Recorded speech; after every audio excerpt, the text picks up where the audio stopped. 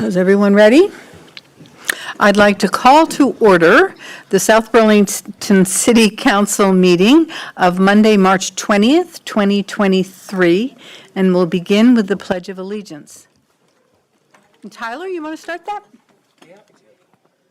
I pledge allegiance to the flag of the United States of America and to the republic for which it stands, one nation, under God, indivisible, with liberty and justice for all.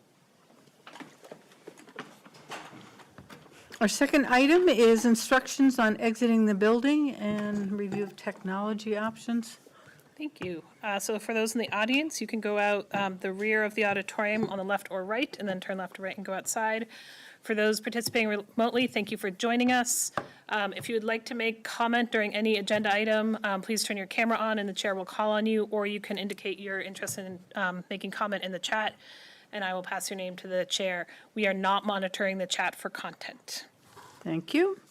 Item 3 is the agenda review. Are there any additions, deletions, or changes in the order of the agenda? Please don't add anything. It's long. Okay. Seeing none, are there comments and questions from the public not related to the agenda?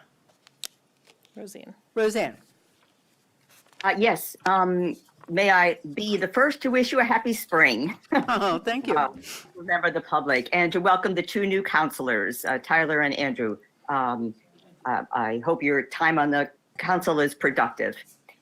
I want to talk to the council about a city center because I was speaking to a friend and heard some disturbing news. I have to admit, I've not been paying a lot of attention to it, but I know some of you in the city council participated when we did the visioning quite a few years ago.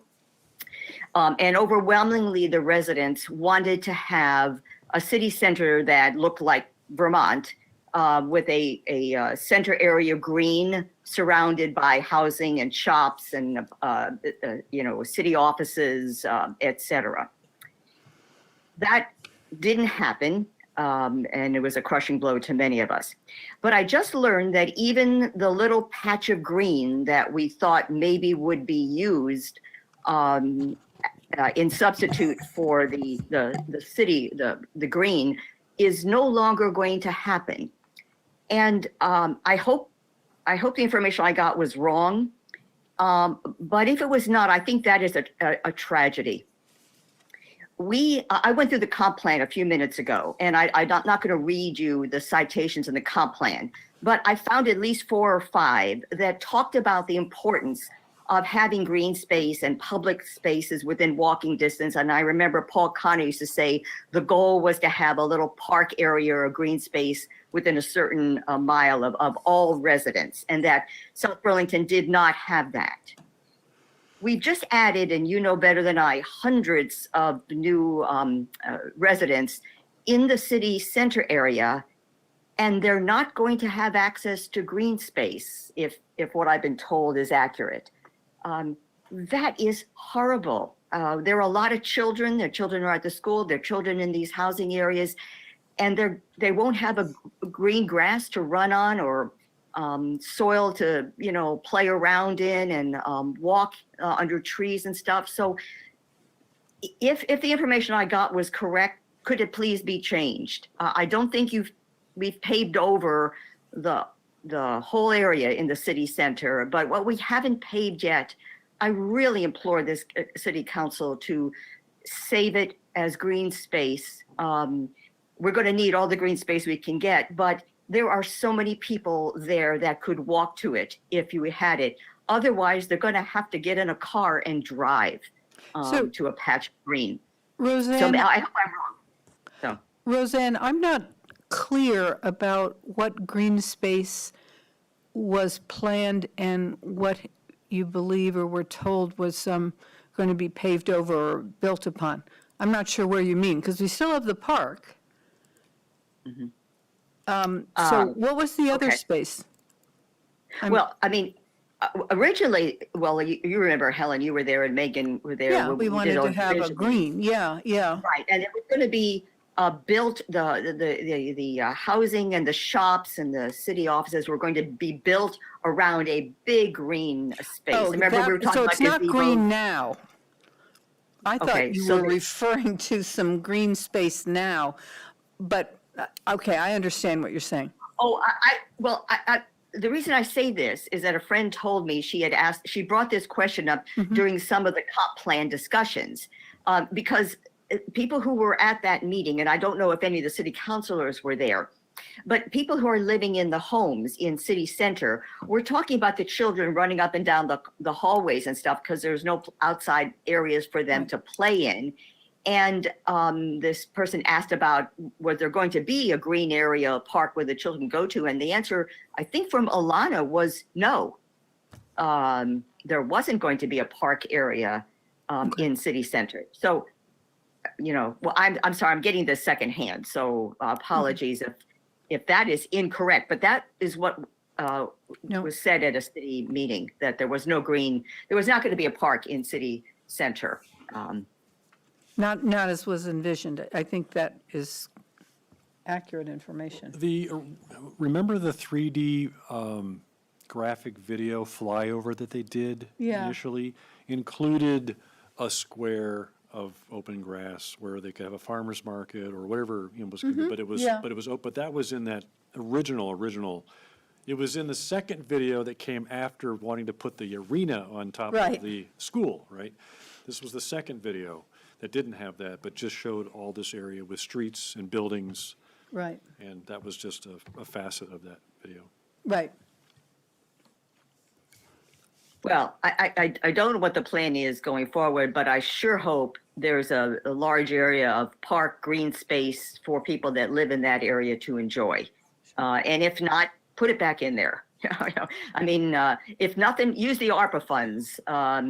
Use the money. Please don't pave over Hubbard, as I've been told. There's still a plan to put pavement on the Hubbard Trail. That money could be better spent by keeping the vegetation and creating a park in city center. Okay, So, gotcha. I Thank know you. we can't, this is not warned, but I really hope this maybe gets on a city council meeting so you can discuss this. But Okay, I think our city Okay. manager just has a couple comments that might help. So, Roseanne, I'm not sure the space you're talking about now being paved over that wasn't going to be, but there is Goose Park right across from the CHT building. And with the TIF bond vote that was passed on town meeting day, there will be a boardwalk between Goose Park and City Center Park, which now you have to walk all the way around to go through, but you'll be able to cut right through Goose Park now to go to that beautiful downtown urban park with a playground. So that is the green space that's currently planned. The remainder of the land in City Center at this point is privately owned. So there isn't, other than those two parks that are right downtown, that is, the rest will be developed, assuming no other land transfers happen. Okay, well, thank you, and maybe we can continue the discussion another Sure. time about this. Okay, thank Okay, you. thank you. Are there any other individuals or residents who would like to make a comment on something not on the agenda? Okay, I don't see any, so we will move on to councilors' announcements and reports on committee assignments and city manager's report. Andrew, do you have anything to report? Okay, you haven't been assigned any committees yet. Okay, Tim? But you attended a meeting today, right, for the fire department? I did. Okay. Which I did too. I also attended the listening meeting about the comprehensive plan for affordable housing on Wednesday night in person, and then I listened in on the subsequent night for the Southwest Neighborhood meeting. That's all. Okay. Megan? Yeah, is it too late for me to add something to the agenda? I really apologize. No, since you weren't here. Okay. I was hoping to have a discussion with our city attorney prior to item number 8, approve a resolution outlining the council's position on the Omnibus housing bill before the legislature.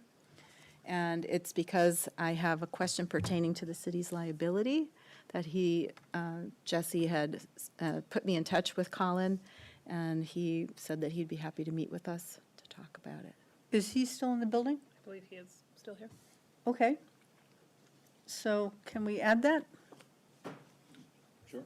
Do we want to add it sooner than later, so he doesn't have to stay, or does he have to stay for the end? Well, Pretty this is soon. between 7 and 8, you say? It's, yeah, between 7 and 8, so it's Okay. between 7 and 7:15. So that's, yeah. Okay, why don't we add that? Thank you.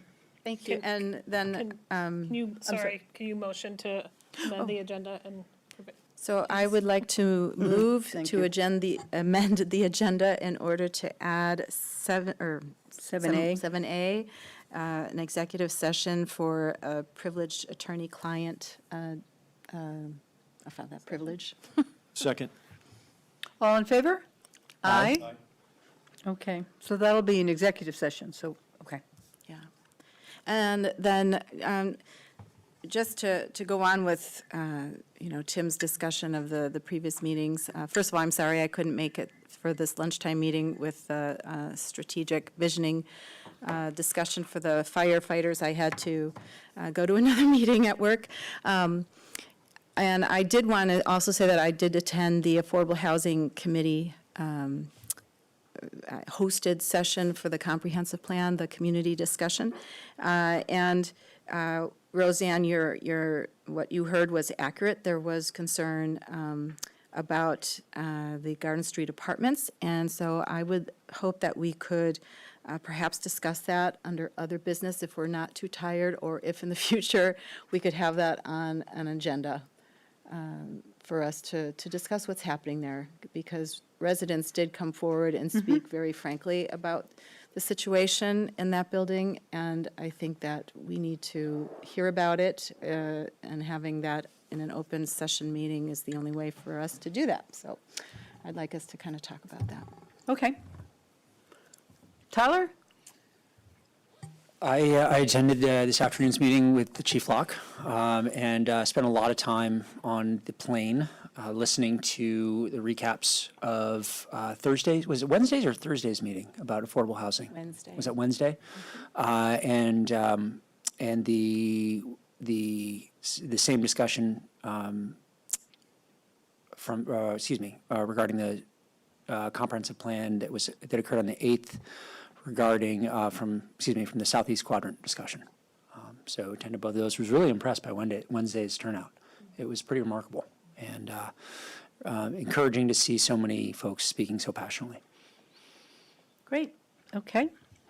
I attended the Wednesday, March 15th groundbreaking for Catamount Run next door, and that was nice. It was great. And then attended a luncheon afterwards and had, I think, some very good conversations with UVM officials, and encouraged them to share with us what their future priorities and plans are, so that we could, in fact, have a dialogue with them ahead of time and not just have it kind of launched on us or after the fact of all their decision-making. And that seemed to meet with agreement. So it was good. Good conversation. One of the things that I think was kind of interesting to me, because I hadn't really thought about, the two housing developments that UVM is participating in this Catamount Run, and then UVM Medical Center with the other one. I can't remember what the name of that is. Does it have a name? But the comment was that our city center will have a really young professional community, a pretty big one here, between both those developments. And I think that will add real vibrancy to our downtown. And I thought that was kind of interesting. I hadn't really thought of it in that context. But that's, I think, a positive thing for our community and certainly for the downtown. Can I ask a couple of questions? Oh, and I went to the meeting too it wasn't really a discussion. It was a little, I thought it was going to be a discussion, and it was really getting our points of view in a written form. It was kind of interesting. I'm looking forward to what they end up with. Yeah. and I don't know if you know the answer to this, Helen, but is this going to be a UVM-owned building or a UVM-managed building? Neither. Neither. They are contributing $20 million, I believe, which will be paid back to them over time. I think over 10 years is what they are envisioning. So what they are doing is acting as an investor with, I think the quid pro quo is they will have first dibs on the apartments, of which there are 3 sizes. There's studio, 1-bedroom, and 2-bedroom. And then, I guess if there aren't enough UVM graduate students and faculty who want to live there, then it is opened up to the general public at market rate. And then in 10 years, they no longer own it. Or they don't own it now. Their privilege. money will be returned. And they'll no longer have that privilege of having it only open to the faculty and students? Well, that after I don't 10 know. years? Maybe Jesse does. I think that's yet to be determined. How Helen explained it is absolutely right. They're initial investors in the project, so they are contributing that initial capital that gives them that first right of access.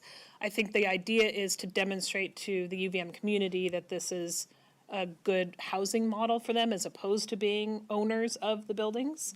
And my guess is that if it works well, they may continue to be in some kind of financial seat into the beyond that 10 years. But right now, this investment is for that 10-year period. But the buildings are privately owned, they're privately managed, they're fully on the tax rate, they're market rate units. So if UVM doesn't exercise an option on any unit, it goes out to the rental market. Okay. But the rate that the UVM students or faculty will pay will be market rate. Yes. There isn't a discount because they're from UVM. Yeah. I'm just going to voice a concern that has Okay. been brought up to me personally, not only on Facebook, but that people are and it's, I'm not here to provide a number or say that, that there's any kind of, massive opinion that I'm bringing forward, but just to express it publicly for them, as I said I would, that there is some disappointment in the architectural style of the buildings here on Market Street and on Garden Street. People who were personally in touch with me brought up Winooski as a very attractive downtown because of the materials, the building materials, and which are primarily brick in Winooski. And so I just wanted to share their views publicly in case it falls on anybody's ears that perhaps some thought could be, the concern is, and I believe that it is, a concern that we need to listen to, is that they invested in this, right? They, through their votes and through their hopes and dreams and their visioning, and as well as, some of their tax dollars as well, right? And it's not turning out necessarily the way they would have liked. And that's a disappointment to hear, I think, for all of us, right? So I just wanted to pass that forward to the public realm, and as I said I would. Yeah, well, I think finding the perfect architectural style that pleases everyone is nigh impossible to achieve. But I understand. I think I envisioned things to be a little bit different, and I also understand that you look around any community and the buildings that were built 15 years ago look very different than the ones that are being built now. And styles change, and I guess architects who work with larger buildings kind of go through phases, and they found a style that they like here. And I think except for this building, because we had a different architect, it does become, I would agree, a little redundant and not exactly what I had envisioned, but I still think it'll be a great downtown. Did we have any control over what the facade looks like? Not the council. But And I we mean, even approved the rules, the DRB, I form-based mean, codes. would the DRB even have any voice in the facade? Well, It depends on what the regulations are for things like glazing, amount of glazing, at what level, but the form-based code, I think, generally just lays out a basic, Yeah. not an architecture, but you have to have these, these elements. It's an elements, right? It's elements, and after that, and what you see out there, and I've seen it in other towns in upstate New York, and in Maine, and in Massachusetts, is you see 4 or 5-story buildings. It looks like they were all designed by ChatGPT. It's one source. It's like, I don't know if the architects are just plugging in some things and it pops out. Use these 4 different types of siding elements and, aluminum, a little bit of brick, a little hardy backer and something else, and change these colors, and then rubber stamp it all the way down the street. That's really unfortunate. I mean, I'm sure H.R. Richardson is rolling over in his grave right now, but he's been doing that for years. But the goal, as I Rolling recall, over, you mean? and it is in the rules, is to have variety of building styles. And so for them all to look alike, I think that's something the DRB could weigh in on, because that is in our rule, as well as high-quality materials, and then having a textured facade, not having just a sheer face, but having, how they're broken into, various different I guess volumes and. I guess I'm wondering, is there an opportunity to update the form-based code for the newer buildings that have yet to be built? Well, the picture is already in the lot, so I don't know. The ones But there are that a are few already more, breaking but there are a ground few look more like- buildings, right, that Do you have we will a, anticipate. Well, I would just suggest, as we are in council reports right now, that this is a really important topic. There's been a lot of chatter about it before town meeting and coming out of town meeting. If we want to warn this as an agenda item, so people can come and hear the discussion, we can certainly do that at a future meeting. There are lots of options you could do. You could acquire land, you could change the form-based code zoning, but those would require lots of activity. So if you would like a presentation on some of those things, we're happy to do that, but we have a big agenda. we do tonight, so if that's something you would like to have as a conversation in the future, put it, let us know, and we can look at the future agendas on the I see a nod of the Excel head. That's 2 of us. straight. I would roll this into the earlier discussion that Roseanne raised about the way city center. Okay. Maybe sort of an update Tyler, on too. what city center is looking like and, okay, good enough. City managers report? Thank you. Just writing that down so I know what to do in the future. So a couple of updates for me. Welcome, Councillor Chalnick, to your first official meeting. It's great to have you. Late breaking news for you all. Tomorrow morning at 9:30, the traffic light at Williston and Heinsberg Road is going to go down for about 15 minutes. We have to do some maintenance repair on that light. There will be flaggers and traffic directors out there, so hopefully it won't cause too much of a Which delay. intersection again? The Williston and Heinsberg Road, So Gracie's, Gracie's, yep, how long? 15 minutes. Okay, thank you. 9:30. Oh, 9:30. Why don't you do it at 7:30 a.m.? Yeah. We're trying. Thank you to those who were able to come to the fire strategic planning process this afternoon. It's really great to see this kind of intentional conversation happening among our team. And to your point about the conversation, this was really meant to get a process meant to collect data that would then inform some planning that will take place over the next couple of days, and then we will bring that plan back to you all for your consideration. So thank you for participating in that.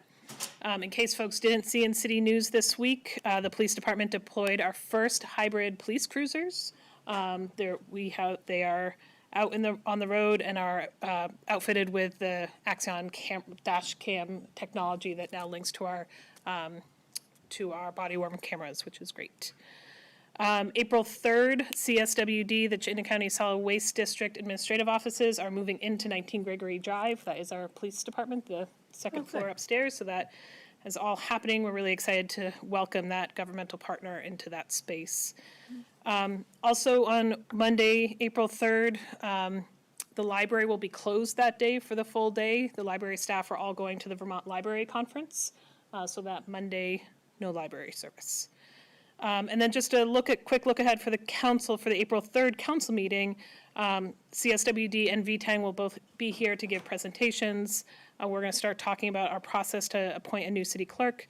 We're going to do the council liaison committee appointments, and we are bringing you a presentation on the rental ordinance to make sure we're kind of going in the same direction that you are intending. So those are the updates for me. Thanks. Can I just ask for the committee assignments for the liaison?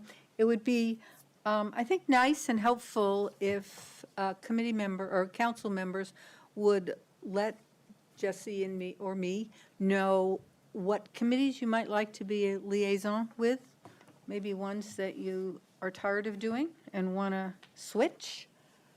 And remember, it's not just the committees, but we have Town Meeting TV, we have the,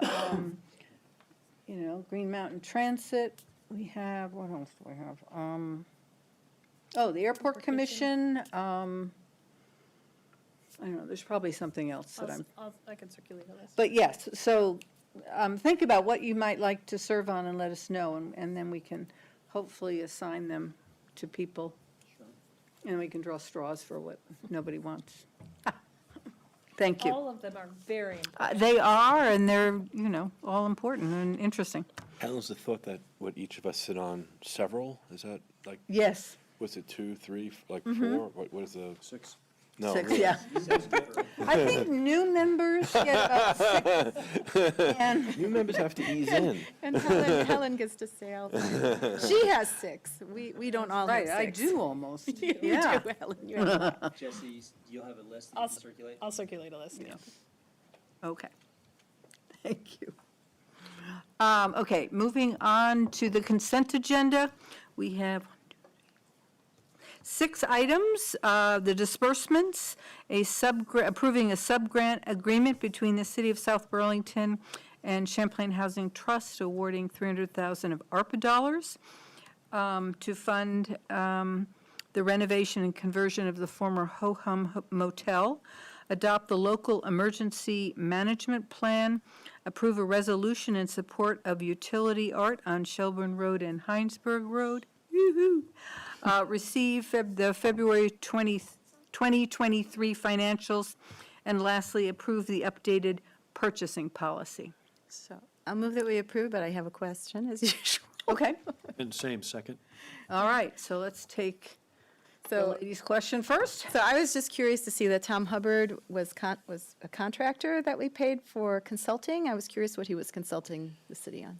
Yeah, great question. So he, after Andrew Boldock left, as we were appointing Martha Machar, finance director, we entered into an independent contract with Tom to come back and provide technical assistance to ease the transition. So things like the Pension Advisory Committee, SCI, CS1 that administer our retirement benefit plans, things like that, that after Andrew left, nobody on staff had experience working on. So we have a by-the-hour contract with him. So it's continuing. It's open-ended if we need to pull him back, but with Martha in her role now and with Daisy in her role now, having spent some time with him in the last couple of months, I don't anticipate that we'll continue many hours of that. So he's been as training needed. too. He's been training. He's been training the staff, yeah. Great. Thank you. Good. And Andrew, did you have a question? I do have a few. Okay. Okay, so, and I'm not sure if all these are Can you appropriate. speak I'm a not sure little all these are closer? appropriate for the consent agenda, so if not, you'll let me know. Okay. So, the Ford Interceptor, is that the new hybrid car that's in the disbursements? And then I also noticed something, new car, Ford 150, I guess we purchased another pickup truck? Is that right? Purchase a pickup truck. Public Works purchased a new pickup truck. So do we have a policy around purchasing electric vehicles? No, we have a climate action plan that directs us to whenever we are able to do it. And did we consider, We did, yes, and we decided not to? we did. Yes. Okay, so we can maybe table that for another day. I'm curious around that set of discussions. Okay. I will note that there are at least 2 police departments in Vermont that have electric vehicles as, I mean, hybrid's great, but it's, and I applaud the police department for doing that, but it's kind of like yesterday's technology, right? So, okay. Then the purchasing policy. Does the city have an environmental, like an EPP or green purchase policy? No, And have we considered having a policy like that? I haven't since my time here. Okay. So we used to have one in the town I came from, I actually drafted it. And, you know, it requires the municipality to kind of look at different purchasing decisions across the spectrum of things the municipality does, from detergents and cleaners to appliances to cruisers to paper to plate, like the whole thing, right? And ensure that when those decisions are made, they're made with, you know, an environmental lens, a conservation lens. And so perhaps we can take that up as well on a future agenda, you know, what that will look like, and should we do that? Because I think it's actually really important for the municipality to show leadership to the community, right? If we can't do it, then it's hard to ask other people to do it. Okay. The emergency management plan, and you may not know this, but so as I walked around, more than quite a few people asked about whether the city is prepared if an F-35 crashes. Yes. Right? And do we have like the hazmat suits and the things that we would need really to protect the workers, right, if that happens? Apparently it's a very hazardous thing, and I didn't see that in the emergency management plan, so that's just a question.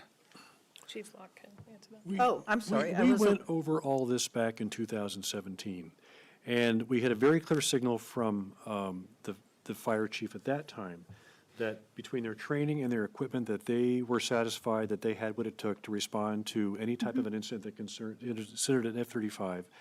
Because the composites involved in there were pretty much the same as the composites involved in any, you know, large aircraft that would be involved in a situation like that. So that was the signal we got then. I Right. don't know if anybody recalls Well, that, but.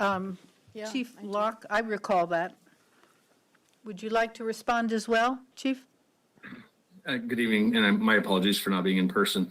I would agree that was the case, and still we would say the case today, as well as our mutual aid agreements and in partnership with both state and federal resources. We do not see this as any substantially different hazard. And I'll also, you know, tell you that that document is a very high-level document that leads us through the long-term or management of those types of events. So it's not necessarily specific to a given hazard, but more of an all hazards approach that can be applied to, that document can be applied to.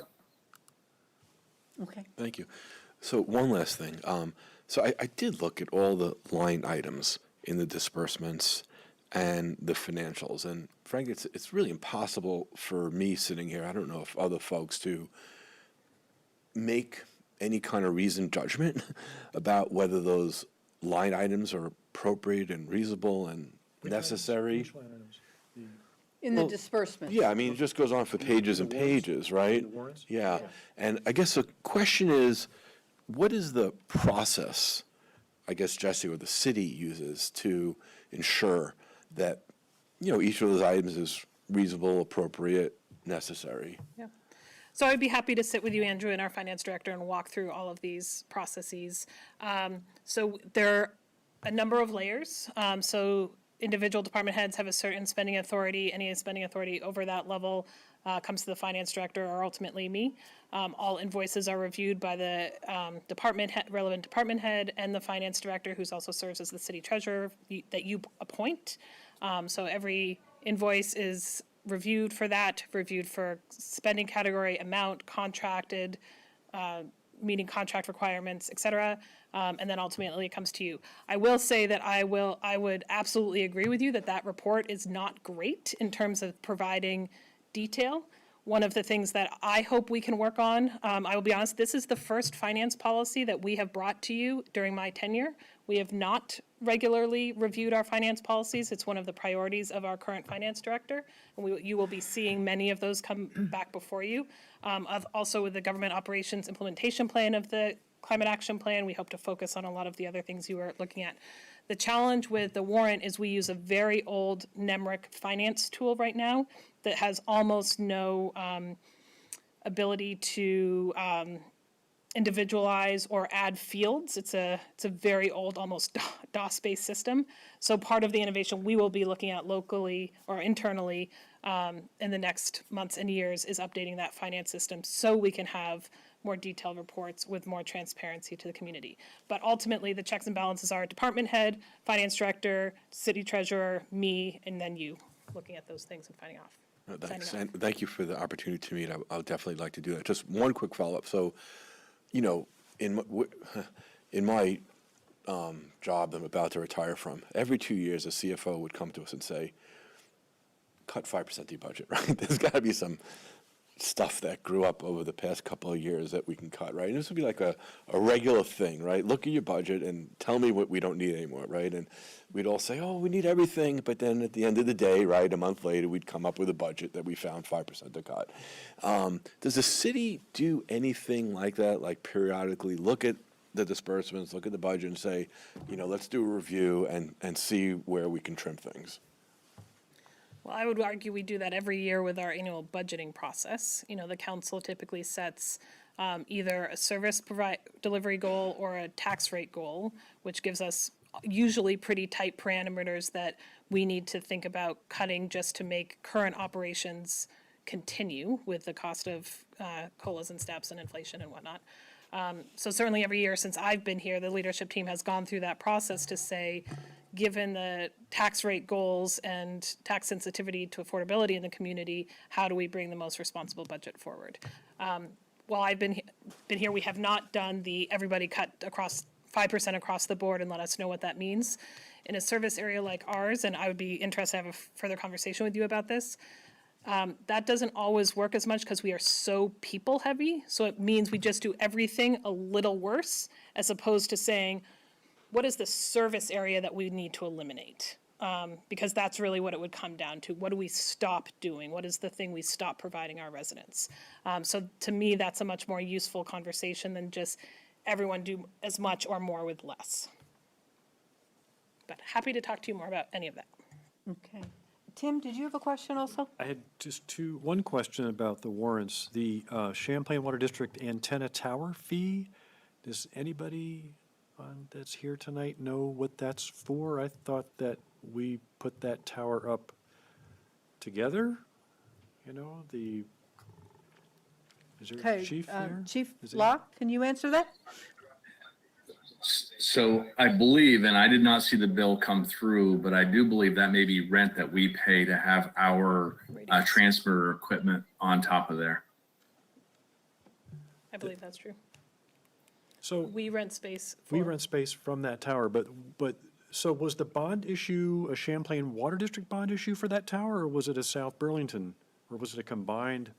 It was like $1.7 million for that? like that. Yeah, We'll look into that and get back to okay. you. I'm just curious, And- because All Sorry. right, thanks. And the other thing was, if you can support the number D item for the utility box art, I personally would appreciate it, and so would somebody I know very well back at home. My wife, Catherine O'Brien Barrett, thank you. And Which I would say there's no money changing hands, so There's no there's money. no There's no money. conflict of interest. And just a little bit of context for this is that in the past, my wife has applied for and filled out V-Trans permits, like the murals that are underneath 189 on Farrell Street, each of those had its own permit.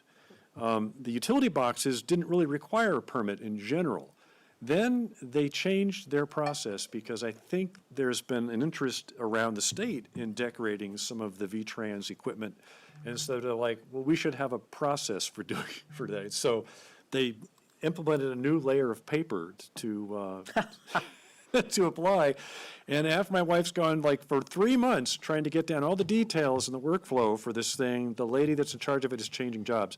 So, Oh, no. but this will help to establish the city's acknowledgement of this project and, and assist in that permit process. So thank you very much. Okay. Any further discussion? Are you ready for the vote? All in favor of the consent agenda as presented signify by saying aye. Aye.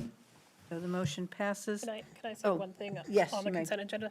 So I'm fast tracking a little to council orientation here for a sec, but part of, obviously, a lot of the things that are on the consent agenda are your fiduciary oversight. I know you are very busy people and reading things on the fly. You are completely within your rights to send us questions in advance over the weekend or on Monday if you have questions on the consent agenda, and we will, and you can still ask them in public, and we will answer them transparently in public, but it gives us a little heads up about what to be prepared for, so we can hold your trust and the community's trust. Thanks. Okay, moving on to item 7, approve the resolution declaring April 2023 Fair Housing Month. And it's offered by the Affordable Housing Committee. Welcome. Thank you for this opportunity. This is an item that was on our FY23 work plan. We wanted to get this in for 2022, but it was a busy schedule, so thank you for hearing this. The purpose for adopting a Fair Housing Month resolution is largely, it's a kind of a statement of values. In the state of Vermont, it was adopted at a state level, and it's also celebrating the Fair Housing Act from 1968. And it's a great document that a work group put together as part of the Affordable Housing Committee and voted on as a group. This is intended to coordinate with future efforts in the city for outreach to help residents who may be experiencing an increased awareness for fair housing discrimination. Some of those things might include trying to rent an apartment, purchase a home, get a mortgage, obtain housing insurance, seek housing assistance, or any other housing-related activity. So when we talk about these protected classes, yes, there's some state values, but how can we make a difference at a local level to help increase that awareness? For example, we'll be working with the library for hosting another book group, as well as hosting some material at the library, putting some material both on the website and in city news. And we hope to build upon that in the future. So this is one of those incremental steps that you can build the foundation on going forward. If there's any questions regarding the resolution, be happy to answer those. Thank you. Thank you. Are there any questions or comments? Andrew. Just wondering, I think this is great. I fully support this, Chris. Thank you. In the final paragraph, be it resolved, would it be okay to adjust the words where it says continue our efforts to say ensure fair housing rather than eliminate housing discrimination? It kind of implies that we discriminate today, and I understand we need to do more to ensure fair housing, but I'm not sure we should be implying that we as a community today discriminate, which I guess it kind of implies that a little bit. Yeah, and I don't think it was meant as a implication that the city discriminates, but people who reside within the city, maybe it's a landlord who denies that housing to somebody, maybe it's a mortgage lender who denies that mortgage application. Those transactions happen today. We live in a human society where the discrimination happens, and it often goes unreported. So I think the spirit of what the Affordable Housing Committee was advocating for is what is the stronger position that would provide greater protection to its residents. And if it's, I think it's a value of the city and its residents that we're looking to impart. So I'll defer to the committee to take action, but efforts to eliminate was the agreed upon language. It wasn't a shot at the city or anything. I'll just add, I want to thank you. I did read this, and thank you for giving me the opportunity as your liaison to read it. And I have heard stories about rental properties where there is potentially some discrimination. So I don't think it's necessarily a city, I didn't take it as that too. I took it more as we need to just remain vigilant and we all have our biases, and I have heard of instances where it actually comes through in housing situations. Okay, are you satisfied? All right. Any other comments? All right, are you ready for the vote? Oh, no, we need a motion. I'm sorry, to approve this, I guess. I'll So motion. move, oh, go ahead. I'll motion to approve, March as what's the language? Fair Housing Awareness? Second? Okay, any further discussion? All in favor signify by saying aye. Aye. And so the resolution is passed. Thank you very much. Thank you very much. Means a lot. Thank you. Thanks, Chris. So now we need a motion to go into executive session to discuss. Yes, Oh, I'm sorry. So I'd like to move that the council make a specific finding that premature general public knowledge of confidential attorney-client communications made for the purpose of providing professional legal services to the council would clearly place this public body at a substantial disadvantage. I'll second. All in favor? Aye. Aye. And so I now move that the board enter into executive session for the purpose of confidential attorney-client communications made for the purpose of providing professional legal services to the council, inviting in Jesse Baker and Colin McNeil. I'll second. Could we invite Paul Connor, too? Is that all right? Yes. I could amend that second motion to include Paul Connor to the executive. In the council's position on the omnibus housing bill before the legislature. And we have, what, 2 copies? So I provided at your table 2 different copies of an open letter to the legislature. One is linked off of our council agenda for your consideration. Okay.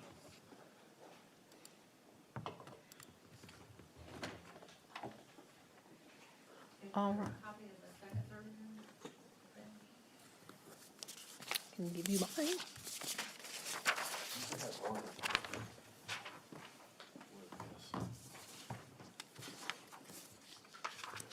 Okay, do you want to talk about this? I'm looking. I do have a copy of it. Yeah. Yeah, okay.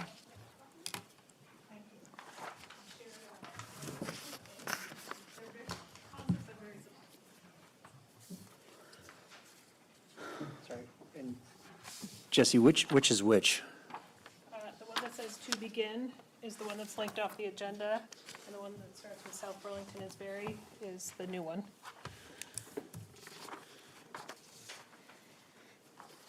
Okay. Andrew made some of the changes to the one that was linked. So do you want to just quickly, can you just point them out so anyone who's read the first one might understand? What I did was maybe just kind of reorganize a bit, used mostly what Megan wrote, and I think Megan, you were happy with the redraft? Mm-hmm. Yeah. Oh, okay, well then, let's just deal with that one then. Yeah, if the author's happy, I'm happy. So do you want to talk about it a little Oh, bit? sure. Well, our city planner, Director of Zoning and Planning, Paul Connor, wrote, I thought, a very helpful letter to the Committee of Natural Resources and Energy in the State Senate that was not necessarily taken up by them, meaning they didn't read it, perhaps. I don't know. But in any case, they did not make any of the changes that he requested. And the requests were specifically asked for by the main sponsor of the S-100 bill, which is Senator Rahm Hinsdale. And I communicated that to Senate Pro Tem Phil Baruth this morning. And so he was going to just circle back to them and make sure that they saw Paul's letter. But at the same time, I thought it was important for us to bring this letter to the next committee's attention, and that would be the House Committee on the Environment, which I learned this morning from Senate Pro Tem Baruth. So just simply alerting them to the letter, alerting them to the concerns that Paul very clearly laid out as Senator Rahm Hinsdale requested planning language, and really reiterate just the general rationale that goes into our planners' recommendations based on our city goals.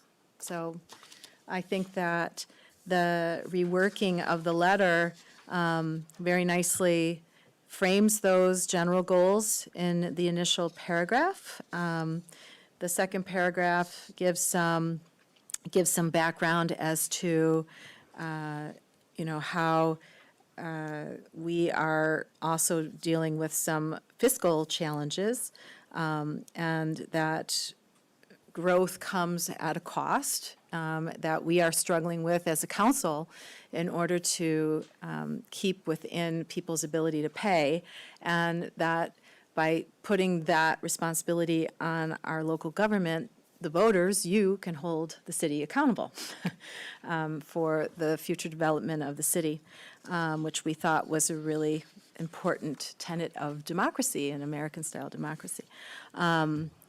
And we also give some, in the third paragraph, again referring to the new letter, but it's in the original letter, talking a little bit about the average cost of buying a home here, but also what our current inventory is, including how many perpetually affordable homes we have. In the fourth paragraph, again, this is taken from the original, we talk about 2 existing programs that we have in our city, the one that governs plan unit developments and the other the transfer of development rights, and how they in fact go beyond the bill's goals. And so we are meeting, the goals and actually, going beyond them. With an eye, of course, to conservation as well, which should be a goal that the state holds as well. Biodiversity will either sustain us or we will destroy it, and therefore we will destroy human life.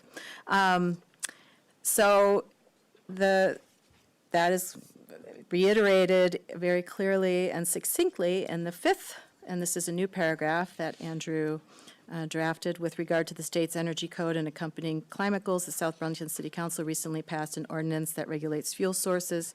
I guess that came from the original, with an exception for affordability, and we'll be exploring other regulations. But what Andrew then went on to say was, as currently proposed, we are concerned that S100 could undermine all of these initiatives. And then he goes on to, I think, perhaps more succinctly summarize what Paul included in his letter to them, to the Natural Resources and Energy Committee in the Senate.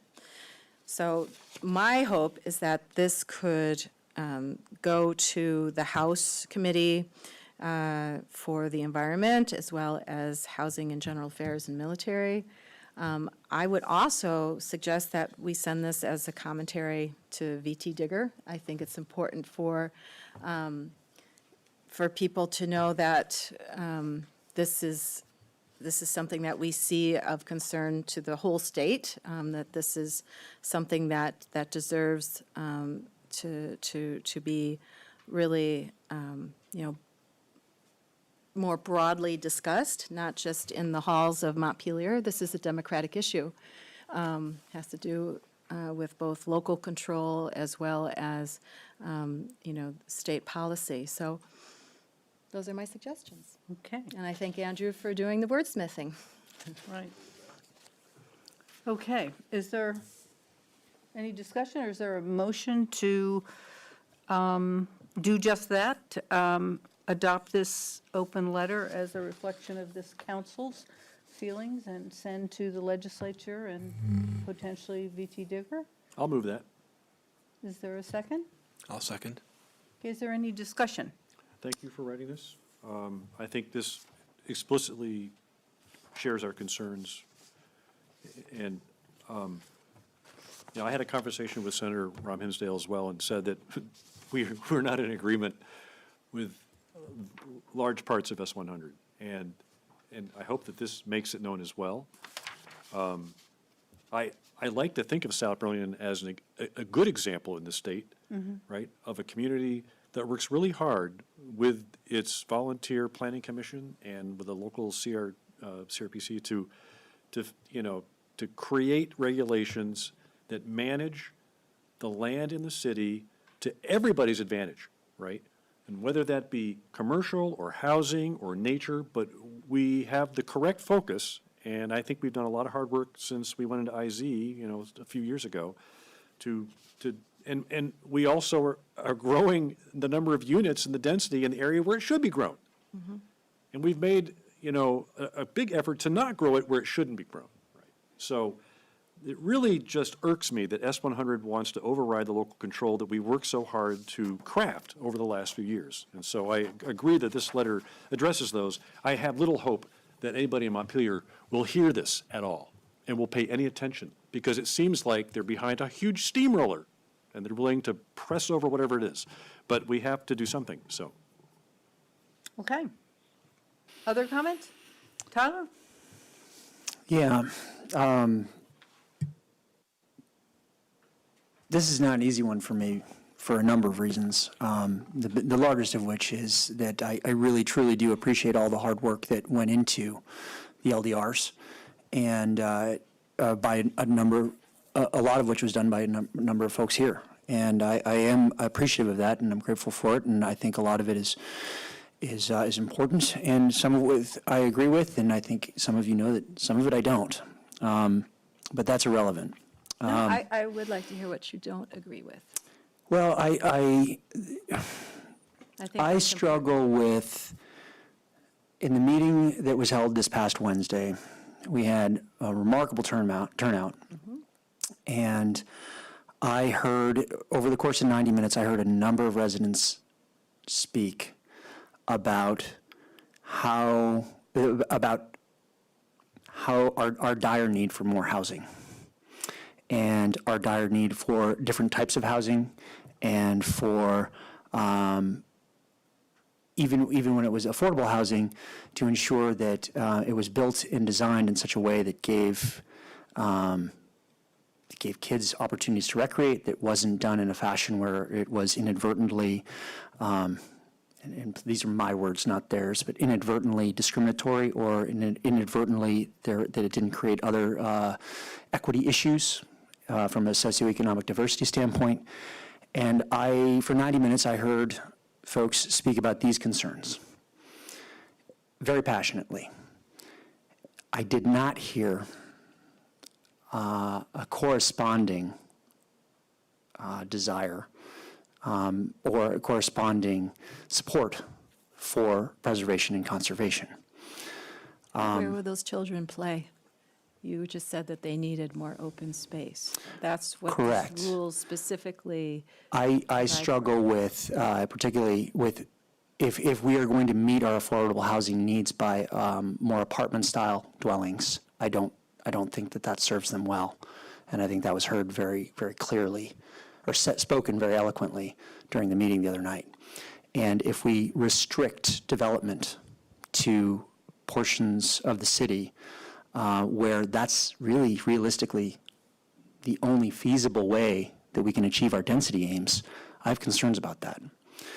I also have concerns from a socioeconomic perspective that if we restrict development to certain areas of the city and those children are only allowed to go to certain schools, what that will mean for equity within our schools. Already in Chamberlain, it's interesting, in my son's class, when my son was attending Chamberlain, there were only 4 other students, not in his class, but in the school, that played organized sports.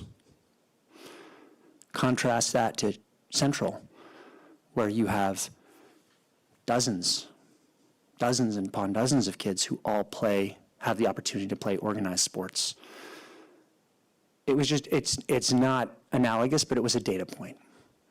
And I'm concerned that if we restrict or promote new development and density in certain areas of the city, and we also have affordability aims layered on top of that, that could inadvertently create situations where certain schools have a greater concentration of the haves, and certain schools have higher concentrations of the have-nots. I don't think any of this is intentional, and I think there are ways that it can perhaps be mitigated, but these are my concerns. And this is what I heard from the conversations that I had the privilege of being a part of or had the opportunity to listen to over the course of the last couple of weeks. So I see, while the state's bill is far from perfect, and while I do not want to see municipal control taken away from the cities and from our community, I'm in a unique position where I feel as though the aims of the Omnibus bill seem to more closely align with what I've heard over the course of the last couple of weeks. I don't know how to feel about that. Could perhaps I help you just understand a couple of things based on my understanding of our rules, which have inclusionary zoning throughout the city. So any families that would move into affordable housing would live throughout the city. The Southeast Quadrant is not closed off to that at all. There are still hundreds of homes that will be built in the Southeast Quadrant, just under 1,000, I believe. And as far as apartment buildings, I think that as we think about, turnover, someone like me, when my children are no longer in schools and perhaps I'll no longer want to garden in my backyard, I might move into an apartment, right? So I think we have to think about housing that could also be for young professionals or students or seniors, which someday I will be. I guess I still qualify as one already. But it's not only in the way that you are, I think, somewhat perhaps out of sympathy or empathy, assigning to a certain group of people. That's not what those homes are for. And in fact, many of them being market rate will be, I think, not at all what you're imagining, that it's like a way to park people somewhere who can't somehow have a fifth of an acre lot like what I currently have. I think that people do desire that lifestyle at certain stages in their lives. My son, who's 24, doesn't want to have to deal with the yard. I had someone my age move away from her fifth of an acre lot because she didn't want to have to deal with the yard either. And I think that looking to this Generation Z and now Generation Alpha and perhaps the millennials before, many of them don't want to have to take care of a yard. So I think, in fact, it gives a lot of housing opportunities to the young professionals that we want to draw to our businesses here, including Beta, all of the OnLogic that we have all the buzz about, but also others. And so I see it actually also as an economic tool, because if we bring in those young professionals, or if we can keep people here, we create turnover, and those young professionals that require much fewer resources than do families. They'll be providing, I would say, property taxes for us to be able to pay for the schools for all of the children that will be living throughout the city, regardless of income level. And that's what those land development regulations are designed to do, in fact, is to create more heterogeneous housing throughout the city, providing many more options for people, so that people like me, when I am no longer taking care of a school-age child, I may eventually say, I'm going to let this house go to a nice young family, and I'm going to move down to Shelburne Road, or somewhere where I feel comfortable. I've always liked to be close to the bus line, so it might be Shelburne Road or Williston or City Market, the city or Market Street, I mean. So I just want to open your mind to people who have lots of different goals for what their housing choices will be as they get older, but also the young people and where these young people that are going to be working, in these growing industries, they're not necessarily going to want a quarter-acre lot because they don't want to garden. They don't want to have to trim trees. They don't want to have to mow. They don't want to have to, plow or, take out the snow out of the driveway. So I think just open your mind to that economic reality, too, that we have to provide this alternative housing for our businesses, but also because we need that injection of young workers for various reasons. Thank you. Yes, and I don't disagree with you. I think the diversity of housing is important. I would just like to see more of it. Two things. One, I'm not convinced entirely that that's why people move to Vermont, is to have the same style of housing that they could have in a major metropolitan area and candidly be making a lot more money. And that's a concern. And two, but I do agree that having diversity of housing stock is important, having these types of homes is important, and I would like to see increase of the more traditional type of South Burlington home and neighborhood, which is to say homes with yards, admittedly at a much higher density than our zoning has allowed for in the past. But I would like to see that, and I would like to see us maximize those opportunities. That's allowed for too. Tyler, in our where do you want to LDRs. see that housing? I mean, Edgewood's already going to be 170-plus units. Hill Farm is going to be hundreds and hundreds of units. Where else do you envision that these, eighth of an acre single-family homes costing $700,000 are going to be built to satisfy this demand that the average person can't afford and wouldn't even look at, and it's going to be on land that is so expensive you can't put anything else on it? So I need to understand what it is about this that doesn't jive with what you know about all the development that's going to take place over the next 15 years in those areas, as well as redevelopment, as well as the rest of Catamount Run and the rest of City Center, and all the dense housing that's going to happen here to satisfy the demand from the medical center and from the university graduate housing, as well as the two Summit buildings up on O'Brien, which are affordable. I mean, people have to live somewhere.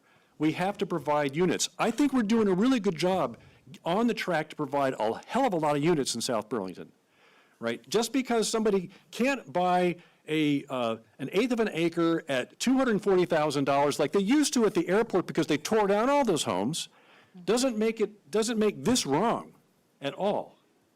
So I'm just trying to understand where you're coming from, what it is you think you want, because as far as I'm concerned, right, we are building in all parts of the city except where we think we shouldn't.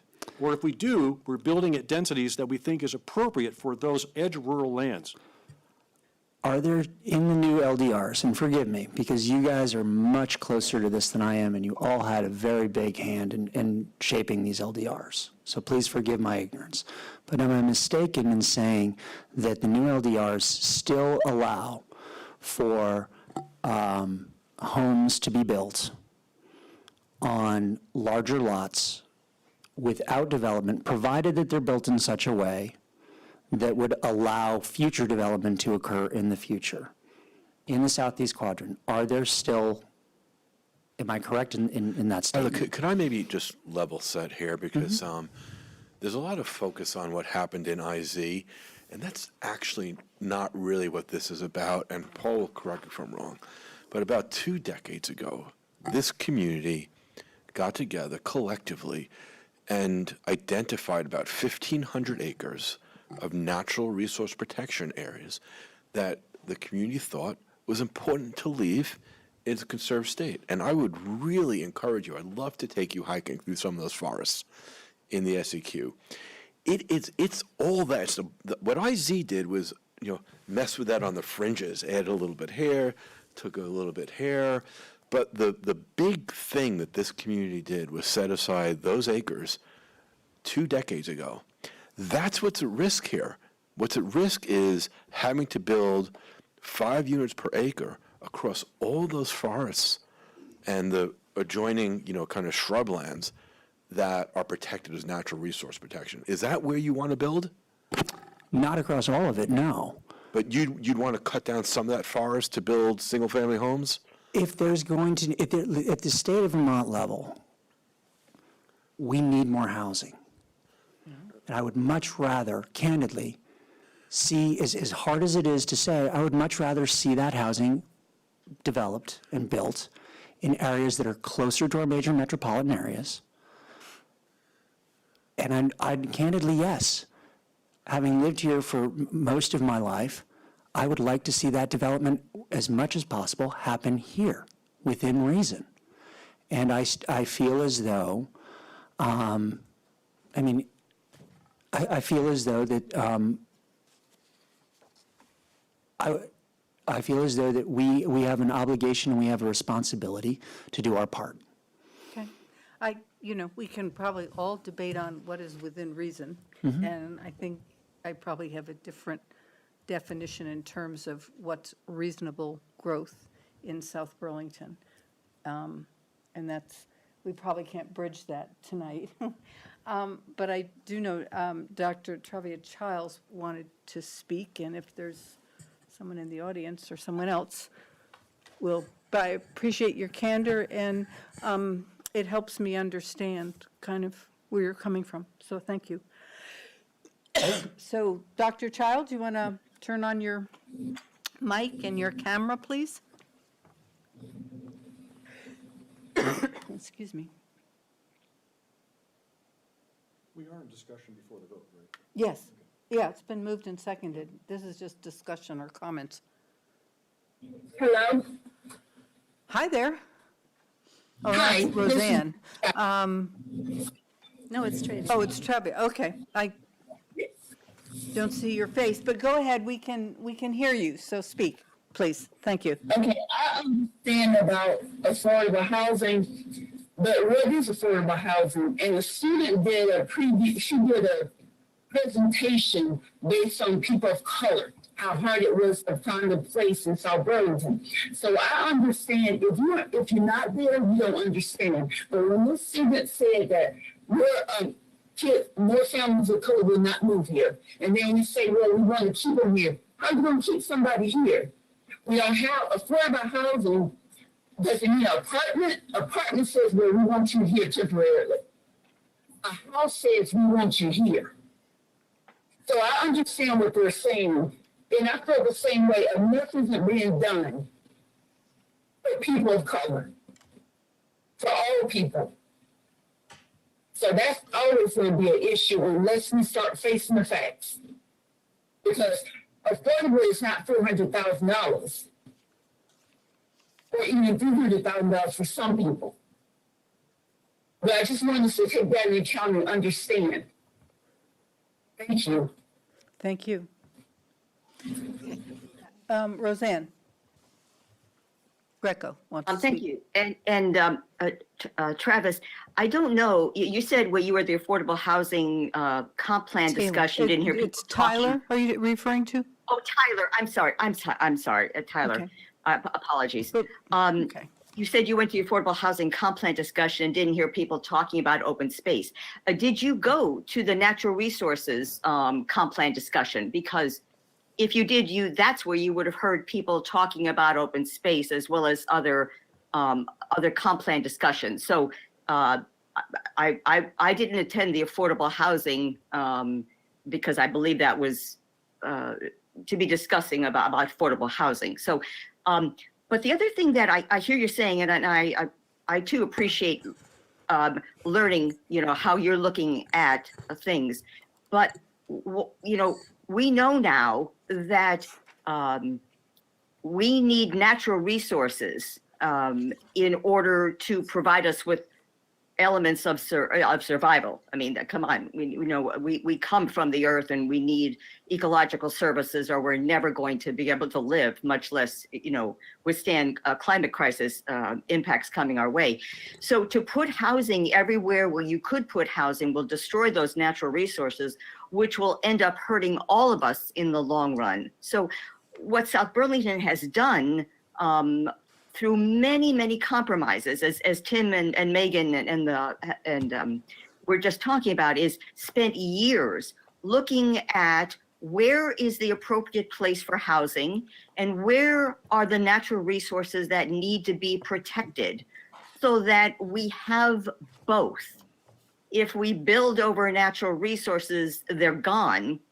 And to sacrifice nature and our ecological services for housing is just insane when you know what nature does. So I think perhaps maybe as you get more familiar with what the city has done, you're going to see where the thousands of houses have been put, and what 1,400 more are in the pipeline to be built in the city. At the same time, we're trying to protect the natural resources that will benefit all of us. So anyway, I thought I'd offer that Thank you. to give you more views on that. Thank you. Yeah, I think that's a good distinction in terms of who you were hearing at one meeting and then the other. I mean, they were designed. I can say I attended both meetings, and Roseanne is correct. The natural resources meeting was all about conservation, Yeah. and the Affordable Housing Committee was all about housing. Well, in the Affordable Housing Committee meeting, they gave residents 4 priorities, and they asked residents to stack rank. Sure. And they defined what human, and I forget the exact language, but they asked participants to stack rank what I believe it was humanized housing. Human-centered was the second, yeah. Human-centric was one, and they asked them to Fair and define them. just Fair and was the just number was one. another. Yeah. And environmental preservation was another, or something along those lines. And when asked to stack rank, fair and equitable housing was by far the most important factor, most important variable, by a factor of over 2 to 1. No, it was human focus was 2 to 1, and then fair and equitable and climate were kind of like second and third. Very close. I'm pretty sure that it was the top ranked one. Yeah. So But that include open space, as you heard most of the speakers say, actually. And because I was there too, and there were, most people speaking about the need for more open space in our city center.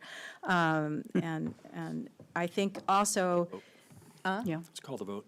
oh, yeah, but I just want to say that, Tyler, we're not opposing the bill in this letter.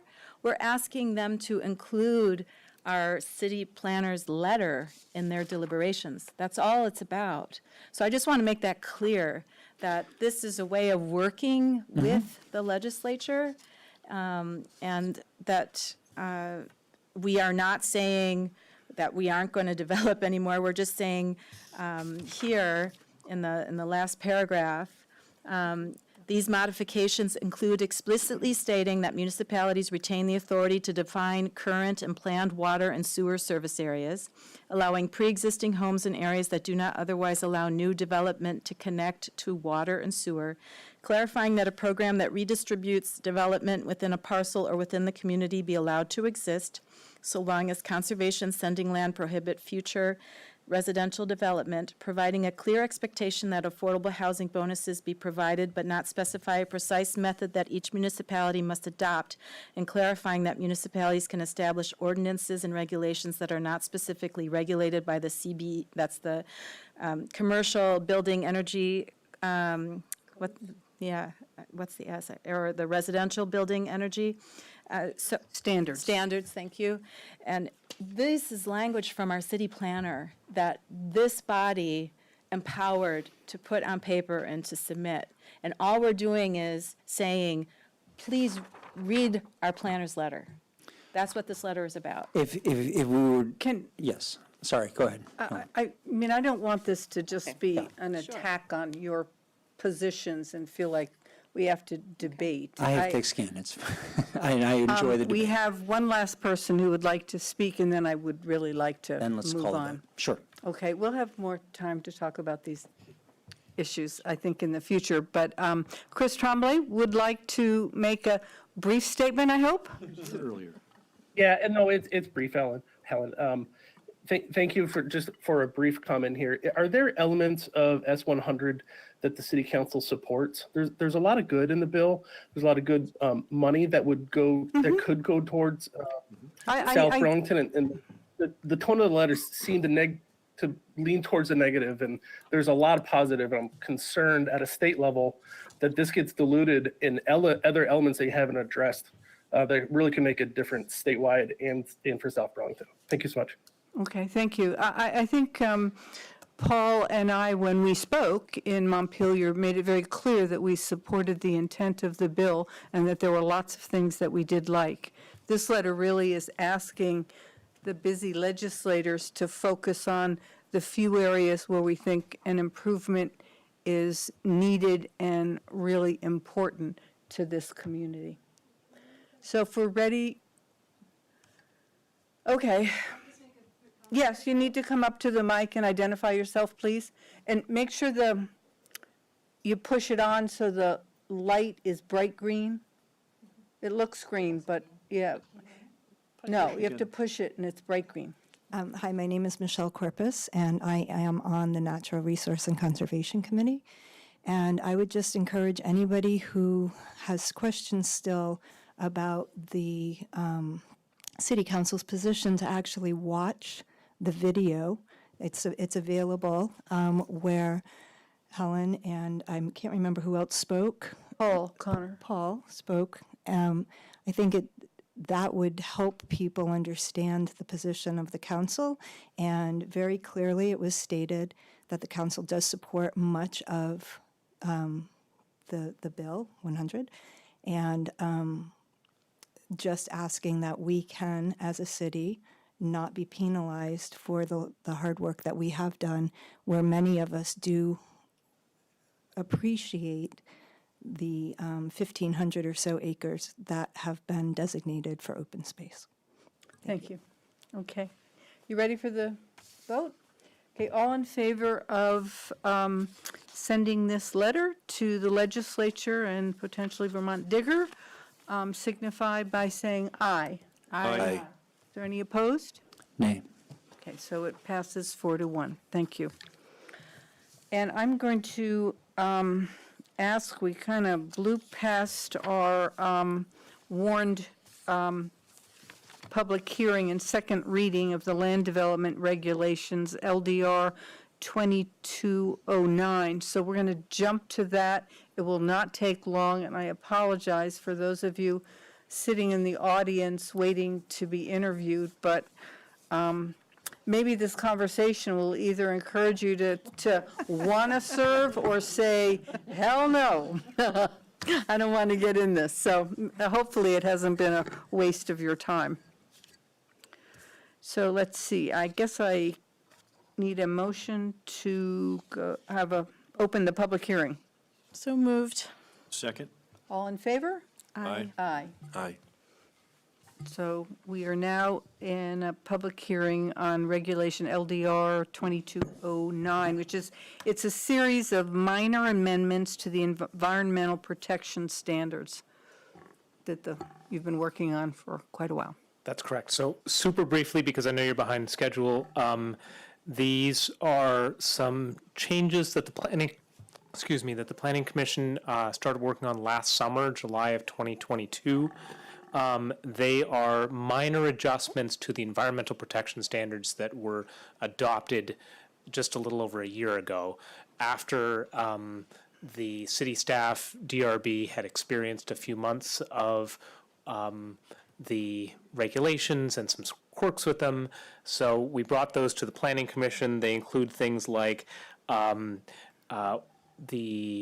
wetland buffers were expanded in the LDRs, and that captured the backyards of a number of small single-family house lots. The Planning Commission debated it and felt like pre-existing house lots under half an acre, that the wetland buffer should remain as it was originally, because essentially the lots were laid out with a 50-foot wetland buffer, so adding another 50 feet to it means the middle of the house becomes in the wetland area, and so they're not able to really adjust things in their backyard.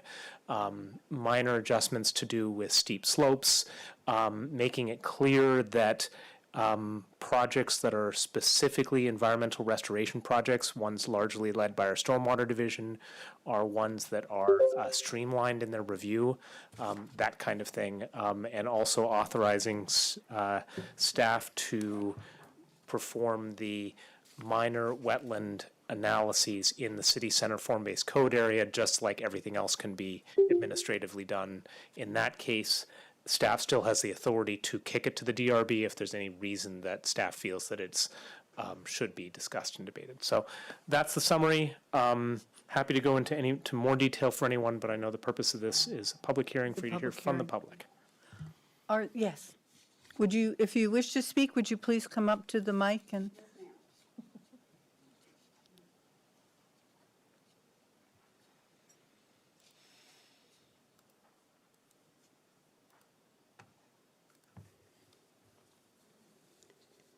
And please tell us your name. Good evening. My name is Kathy Easton. I'm a South Burlington resident. And if you don't mind, I've taken the time to type out my comments, so I'm sure I didn't miss anything. And I can also show you at some point, I didn't have big enough colored paper, but I made a little chart so I can show you exactly what I'm talking about. I come before you tonight to provide citizen input regarding the proposed amendments to the land development regulations. The comments which follow reflect my best understandings regarding the situation, and any errors are my own. My husband and I are residents of South Burlington, as well as taxpayers. We have owned our property since 2007 and have resided in our home since it was built in 2011. My purpose tonight is to acquaint council members with a property maintenance issue that does not appear to fall within the current nor proposed wording of the LDRs, and which we hope the City Council will address via the incorporation of additional amendment language to give more needed flexibility into those regulations.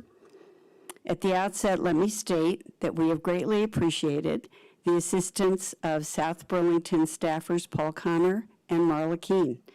They have worked with us over many months, trying to find a solution within the wording of the LDRs, both existing and proposed, that will enable us to resolve a significant property maintenance issue. To date, an acceptable solution has not been identified, and the search for an answer has been frustrating, confounding, and costly in terms of time, energy, and money. To explain our situation, our property is just slightly over 1 acre in size, or roughly 45,000 square feet. A need has arisen to repair and restore a relatively small section of slumping terrain located on an embankment. This situation has developed gradually over time, the result of natural settling, which has occurred over the last 11 years, and in the aftermath of city-approved site preparation and construction that took place in 2010-2011. The ongoing and persistent terrain degradation has negatively impacted the functionality, safe use, and maintenance in that area of our property. The area in question is along the north side of the basement level of our residence, with the slumping terrain located adjacent to an approved patio bordered by a low serpentine dry lay stone sitting wall. It should be noted that this is a sitting wall, not a retaining wall. The sitting wall marks the outer limits of the patio and forms a barrier between people and the adjacent slope. Both the sitting wall and the patio are being gradually destroyed by the slumping of the settling soil. So here's my colored paper chart. Where is this located? This is on Holmes Road in South Burlington. Mr. Barrett, I think you've been down there. You were probably in the DRB a long time ago. A long time ago. When this came up. As you take a picture, Mr. Connor, please note my comment that this is a layperson's map. Right, but now everyone will get to see it. Yes, now everyone will know. Good. Okay, so in the recent regulations, and you were on planning and zoning, you address lots of half an acre and an acre. And if it's an acre, it's a 100-foot setback. Well, this is our property. No piece of property that I know of is regular and normal, or very few. This one, the yellow stands for abutting property owners. This is the road in our neighborhood. This is our property. This is Lake Champlain. This is a stream. These are wetlands. All this is slope. Our house sits in the only place that they could put it, where each corner is within about 6 inches of where it is allowed to be. So we don't have a lot of room to mess around. And plus, when you talk about a 100-foot setback, well, that's for us, it's like up a very steep embankment. So we have a little patio down here, approved, and you probably can't see, there's a tiny little light green area. That is where the slumping ground is. And that's what we've been trying to fix within the regulations. So, Could I just ask a question about the map? Is that the wetland, or is that the wetland plus the 50-foot buffer? Is that all wetland that you're showing there, or does that include the buffer? these are wetlands here that are on this side of the stream, but then there are wetlands on the other side too, and there are wetlands down here. There are Class 3 wetlands, as they were judged back then. That was quick technology use, Paul. That was great. What? So what is red is the patio, and what is the little white thing is The little lime green strip is the slump Lime green, it looks area like as well. And I haven't even shown, we have a very extensive stormwater engineering to try to take care of all that. We have tried to live in harmony with our natural environment. We've done the best that we can. So onward. After unsuccessful attempts at remediation to include rebuilding the sitting wall twice, we reached a point at which we needed to achieve a lasting solution. With that in mind, we consulted with several professionals and also sought input from city staffers to explore possibilities. The experts we consulted initially proposed the installation of approximately 10 or so large stones to stabilize the slumping area. This idea at first seemed to be acceptable to the city, but that was later determined not to be the case. We later explored another technique which uses helical piles for stabilization. They're sort of like big wine corkscrews. An interesting construction technique that may or may not even be possible for our situation given the underlying soils and materials used during the approved site preparation. So ultimately, we had identified several approaches which, depending on the requirements of the work, may have resulted in a potential project impact area of about 100 to 460 square feet of disturbed subsoil, soil, and lawn, a small area with respect to our lot size, which totals about 45,000 square feet. Our plan was that in the end, the restoration would yield a stabilized, aesthetically pleasing, environmentally sensitive, and site-appropriate result. Over many months, we have tried to understand what appears to be a complicated intersection of federal, state, and local regulations which may or may not apply to our property. I assume that these regulations may have been well-intended in theory and on paper. However, in action, they can be inflexible, contradictory, and burdensome. In our case, just when we've thought that we may have found or understood a regulation that would permit the required maintenance, someone suggests that we may have a problem with some other rule or condition that would preempt the work being performed. If it's not the steep embankment or slopes, then it's issues regarding wetlands or setbacks or materials, the list goes on and on. So what are we supposed to do? To do nothing is unacceptable. To sit by and watch the continued deterioration of a section of our property does not represent a safe nor responsible solution to the situation. Now, we realize that our property is somewhat unique in terms of terrain challenges, environmental features, lot lines, etc. In fact, it may not always fit neatly within the confines of the land development regulations, which can seem to offer little room for flexibility and accommodation. However, when we built our house in 2010-2011, we did so only after extensive studies by environmentalists, soils engineers, civil engineers, attorneys, etc., as well as a full review by and the blessings of the City of South Burlington Development Review Board. Have hope, I'm getting to the end.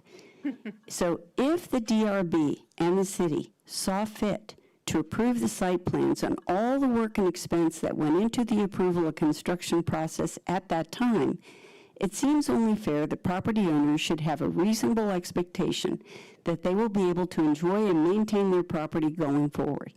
To suggest otherwise would be unfair and unfortunate, sending a message to citizens and taxpayers that the city is not willing to work with residents in a meaningful and reasonable manner regarding property issues that impact quality of life in our city.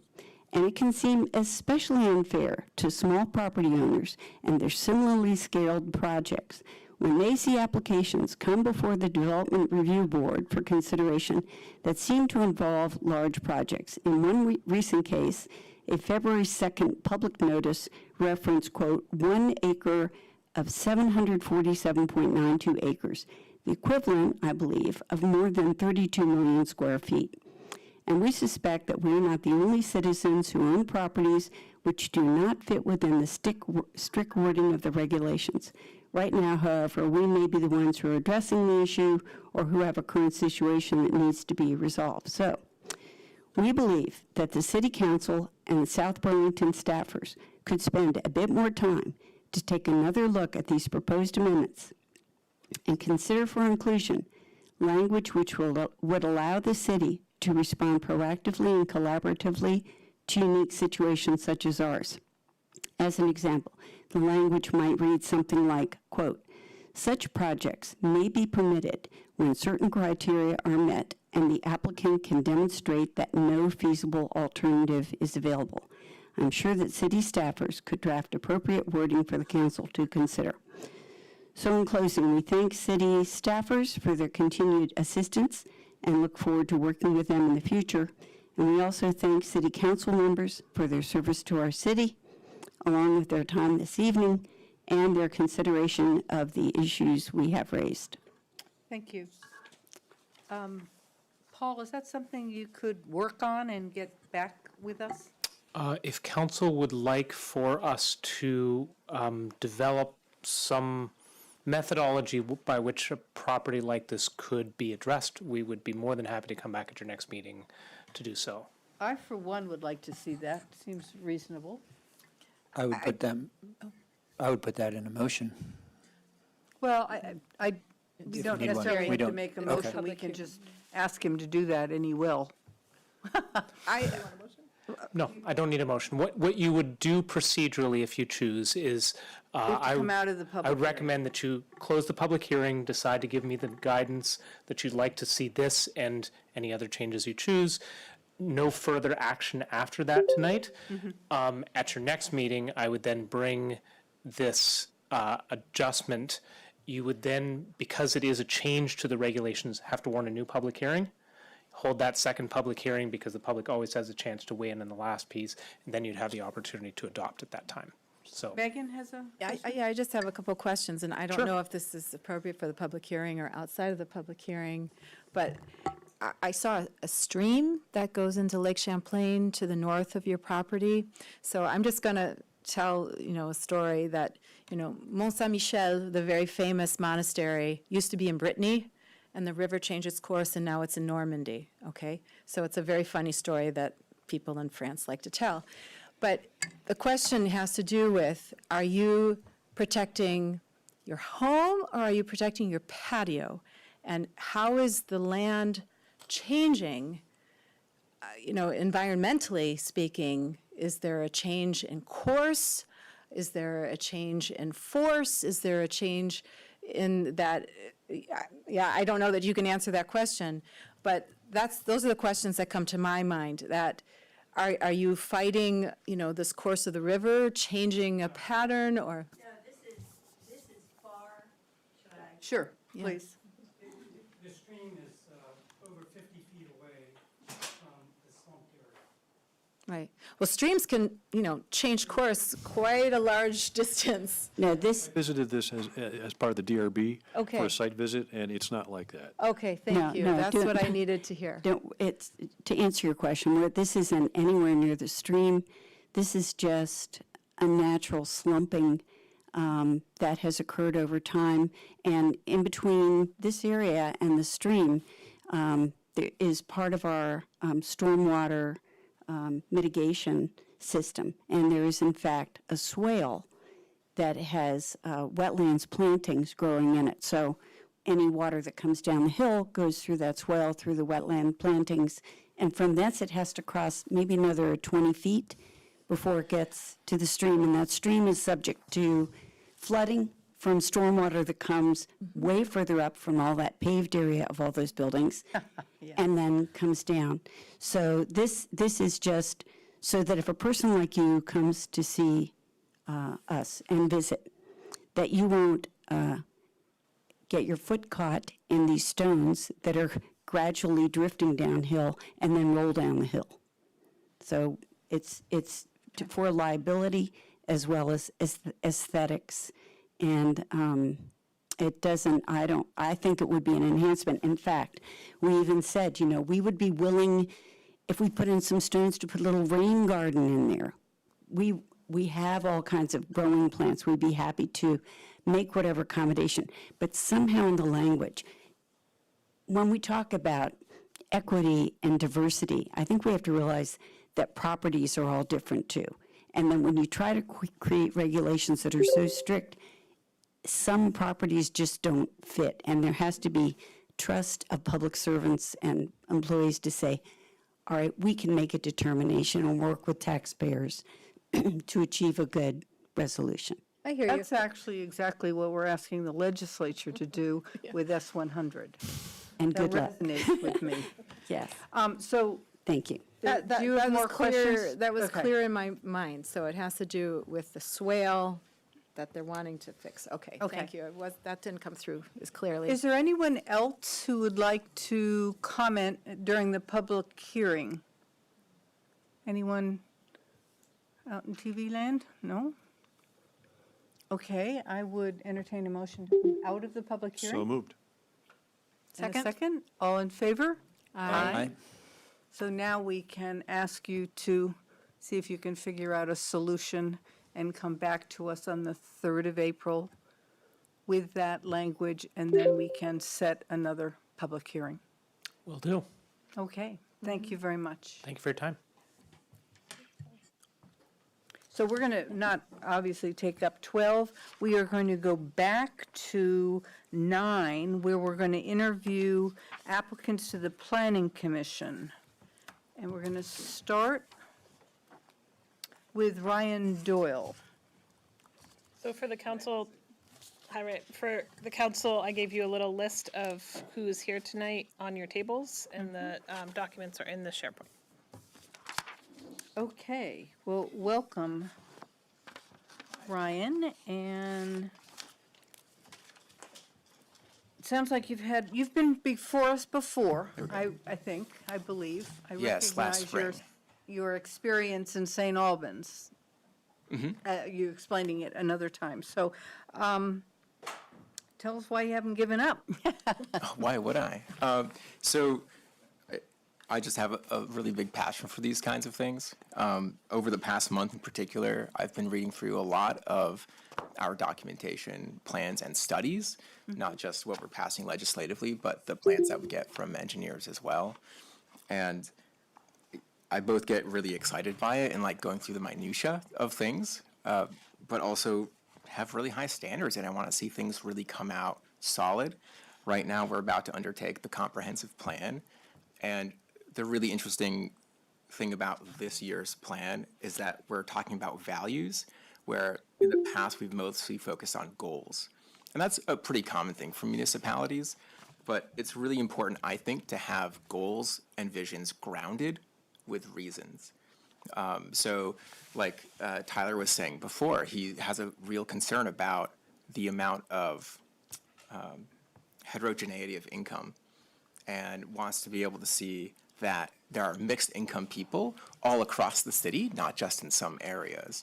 All right, that's a value that the city might share, or people who are serving on the Planning Commission or other boards might have, that can be incorporated into the city plan, and actionable items can be made about that or future planning.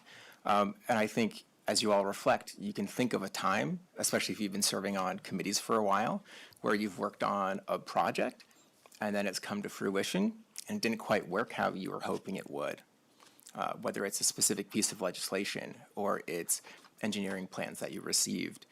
And I think that we are more successful with those things when we ground them in specific values first, or very concrete data. Not everything we can get concrete data for. Sometimes it's just not as quantitative. But as a planning commission, we're able to request studies on various topics. And we're fortunate that we already have some other committees that do some of the work that goes into those things, like the Affordable Housing Committee or the Bike Ped Committee. So I'll stop there and let you ask some more questions before I fill anything else in. So have you been to any of the Planning Commission meetings? Sat in and listened or watched them on? I've reviewed some of the minutes and agendas, and I've been to a few of the comprehensive plan meetings this past month. So specifically the bike ped and the affordable housing I was present for, and then I got online for one of the neighborhood ones as well. And I really like that kind of stuff. It's fun. Great, okay. Other questions? Yes. So I have two questions that I'll actually ask all the applicants for the planning commission, so everyone stay alert, and then I have a third specifically for you.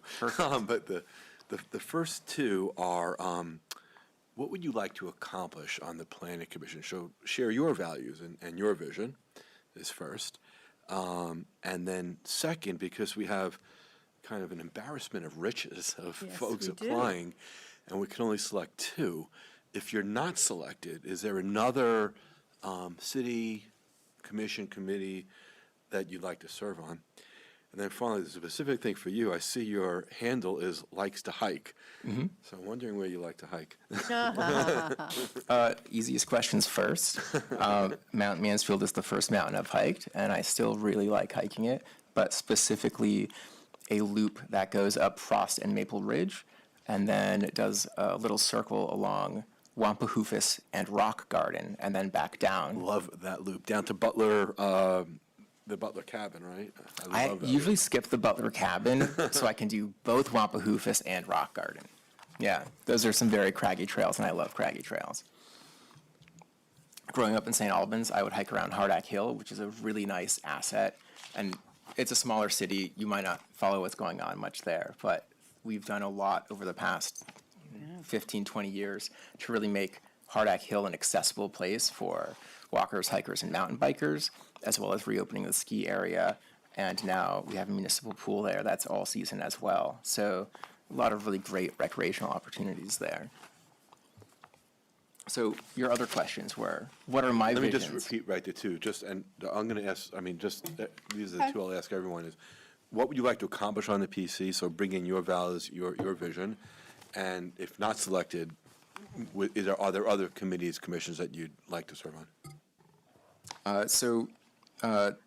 Again, easier questions. I would say my primary academic focus tends to be with transportation. So bike ped is not a bad fit for me, although my experience goes also a lot more into vehicles as well. So it's using, a much smaller fraction of what my skill set would be. But that's probably the more pertinent area. As far as what values that I come to the table with, I'm not sure I've summarized that well enough.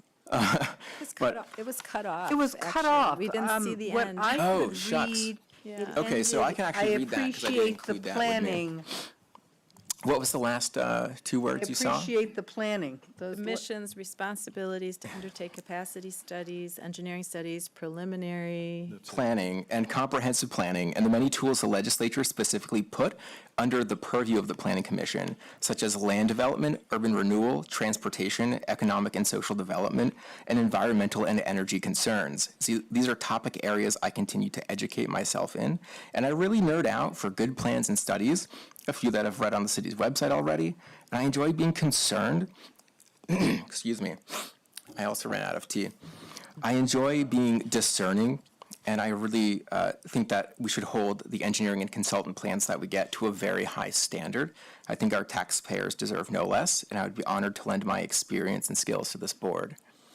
So what that last part refers to, and I think some other speakers tonight and over the course of the City Plan 2024 have referred to, is that there are lots of things at the federal level in terms of transportation, zoning, and housing that for many decades have been discriminatory and have also been shaped by lobbyists of industries like the automobile industry.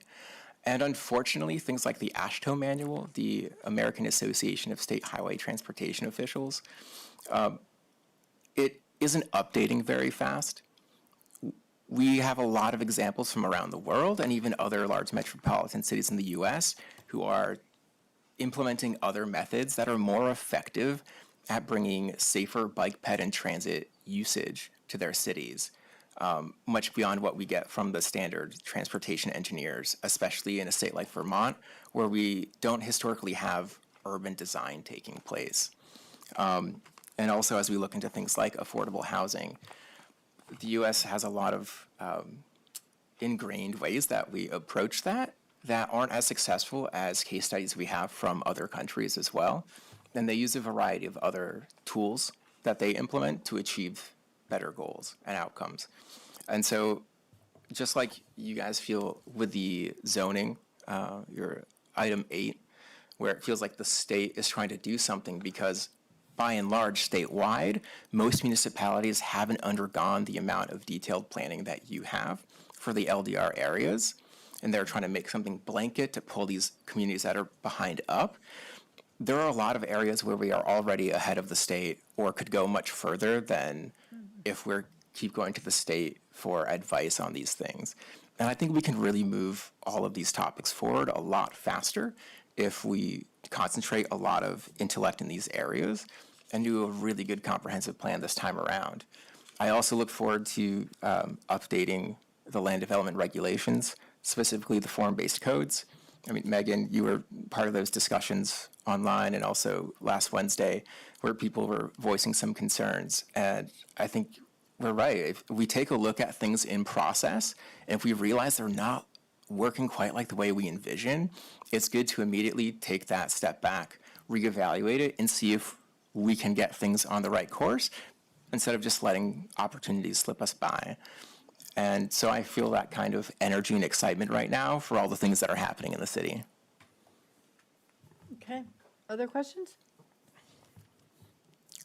May I ask you some questions? You certainly, that was going to be my next question for you. Do you have any questions for us? City councilors, what do you see as the value of having a comprehensive plan, and what aspects do you particularly look forward to seeing improved or added the most? You can answer that as quickly as you like. I don't really think that we should be answering a question posed by an applicant when we're the ones asking the questions, because we have 8 other applicants Right. for the rest of the evening. I But think That's appreciate fair. the question. what but- I was really asking you for questions is there anything about either the process or the commission that you need to know?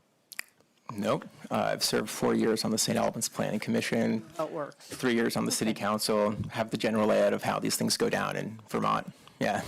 Thank you very much. Thank you very much. Okay, Francis McDonald is next. He's in person. Where's Francis? There he is.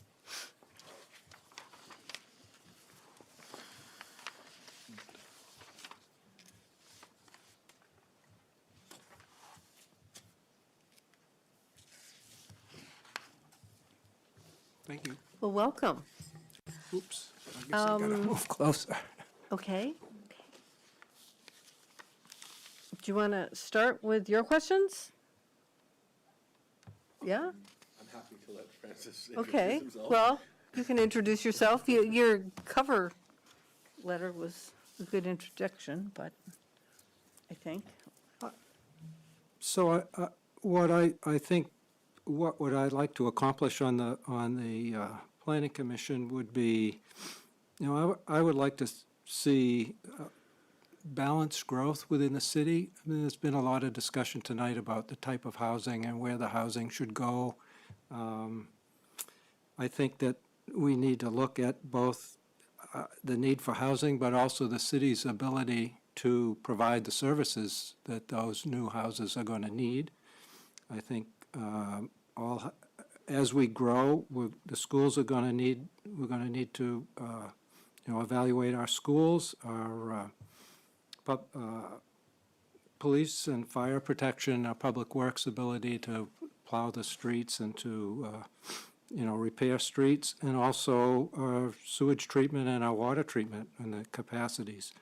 So I think that growth does bring increased costs for services, and I think we need to balance our needs for housing with our ability to provide the services that the housing needs. That's one thing I'd like to accomplish. I think I would want to also continue the good work that's already been done on energy conservation goals, reduce our dependence on fossil fuels. I think housing needs to be near services, and without creating, a lot of need for driving to meet basic needs. I also feel it's important to preserve the open space in the city. We have a lot of open space in the southeast quadrant, but we don't have a lot of open space in other parts of the city. I think there's a little park across from here, but I think if we had more open, if we looked at this city center development and had, good open space here in the future, that's something that we need. And I think the I don't know if it's northeast or, but there's or the northern part of the city, but there's not a lot of open space there that seems to be accessible. So I think, open space in other parts of the city is important. And I think the comprehensive plan, that's really the guiding document that the city's going to use for, I guess it's the next 7 years. I think it was 5 years in the past, but I think these are now 7 years. That's in really the final stages of preparation before it gets sent to the council in September. And I think in looking at that, I think we need to, there again, look at the balance between, our needs and our values and how we can grow and what our resources are. Okay. Have you visited or spent time on watching any of the Planning Commission? I have, yes. So you understand the time commitment? Yes. And you have that time? Yes. Other questions people might have? You live in South Point? I live in South Point. How long have yes. you lived there? I've lived there since 2016. I moved to Vermont from the Boston area. Okay. And after I was there for a couple of years, they asked me to serve on the neighborhood association, which I did 1 year as a at-large member, but 2 years as the chair. And during interim zoning, the period of interim zoning, and also the time when a development was proposed. And so it fell to me to learn the values of the neighborhood and the issues that all of the neighborhood felt, and to present those issues to, because it was in interim zoning, to present those issues to the city council and also the DRB. Do you take advantage of the hiking trails that go through the Great Swamp and South Village and over to Hubbard Park? And Right. You do? Okay. Yeah, yeah. In fact, we're in the process of installing some new signs to keep people, so they know where Hubbard is and they know where, which loops are South Point loops, and you don't get lost in the woods. Thanks. Other questions? No. You certainly have a variety of work experiences. You've done Thank a you. little bit of everything, huh? A little bit. It seems, yeah, Yeah. yeah. Well, a lot of it in some of them, but, A lot of it, yeah. yeah. So Do you- Go ahead. I was just going to say, one of the things that I feel like I can bring to the position would be, acting, the ability to collaborate and find consensus. I mean, that's, as a manufacturer's representative, you're always stuck between what the factory wants to do or the manufacturer wants to do and what the customer wants. And you have to represent essentially both parties. The customer you have to represent to the manufacturer and vice versa in the process of sales and in the process of troubleshooting problems. So I think Great. All right, well, I appreciate you applying, as Thank I you. do all of everyone who is here or online, and I thank you for your willingness. thank you. We'll hear John Muscatelli. Too close. Did I butcher your name? Muscatelli? Muscatelli. And so let's see, let's just talk about Planning Commission, Certainly. okay? And, what skill sets do you bring? I'm a degreed engineer, so lots of analytical, data-focused. I was also, before we moved up here in Jersey, I was essentially the equivalent of a city council member for 6 years, which also put me on the planning board and the senior citizens board and the rec council and a whole bunch of other things. But, so I've done planning board, and the way planning board was structured in Jersey, that was the planning portion as well as a lot of review of larger projects. So some of the DRB carryover. So I've got lots of practice at, both aspects of that. So as far as what I would like to see, a lot of what the gentleman before me just said, actually. I think we're at a point with the city where we need to be very careful. I think we don't want to end up with suburban sprawl. I just moved out of South Jersey, and I guarantee that is not why we moved to Vermont. That was going to be my question, because I grew up in New Jersey. Yeah. Wanting to know if you wanted to recreate it here. I was in a town of 2.8 square miles. We had 18,000 people, and we had no open land, no developable. I mean, it was completely built out. And no industry whatsoever. It was all residential. We want to be very careful how we're building out, and I think it's very important that we preserve our open space. And I think the changes to the LDR were a good thing. I think we definitely need more housing units. It seems we're moving very aggressively to build. In fact, one of the things I'd really love to see from the city is, how many units have we built over the last, say, 5 years, and how many have been permitted? Because I think we're expanding our housing stock at a rate that's much faster than a lot of people appreciate, which is to try and help with the lack of housing, which is real, and the lack of affordable housing, which is also real.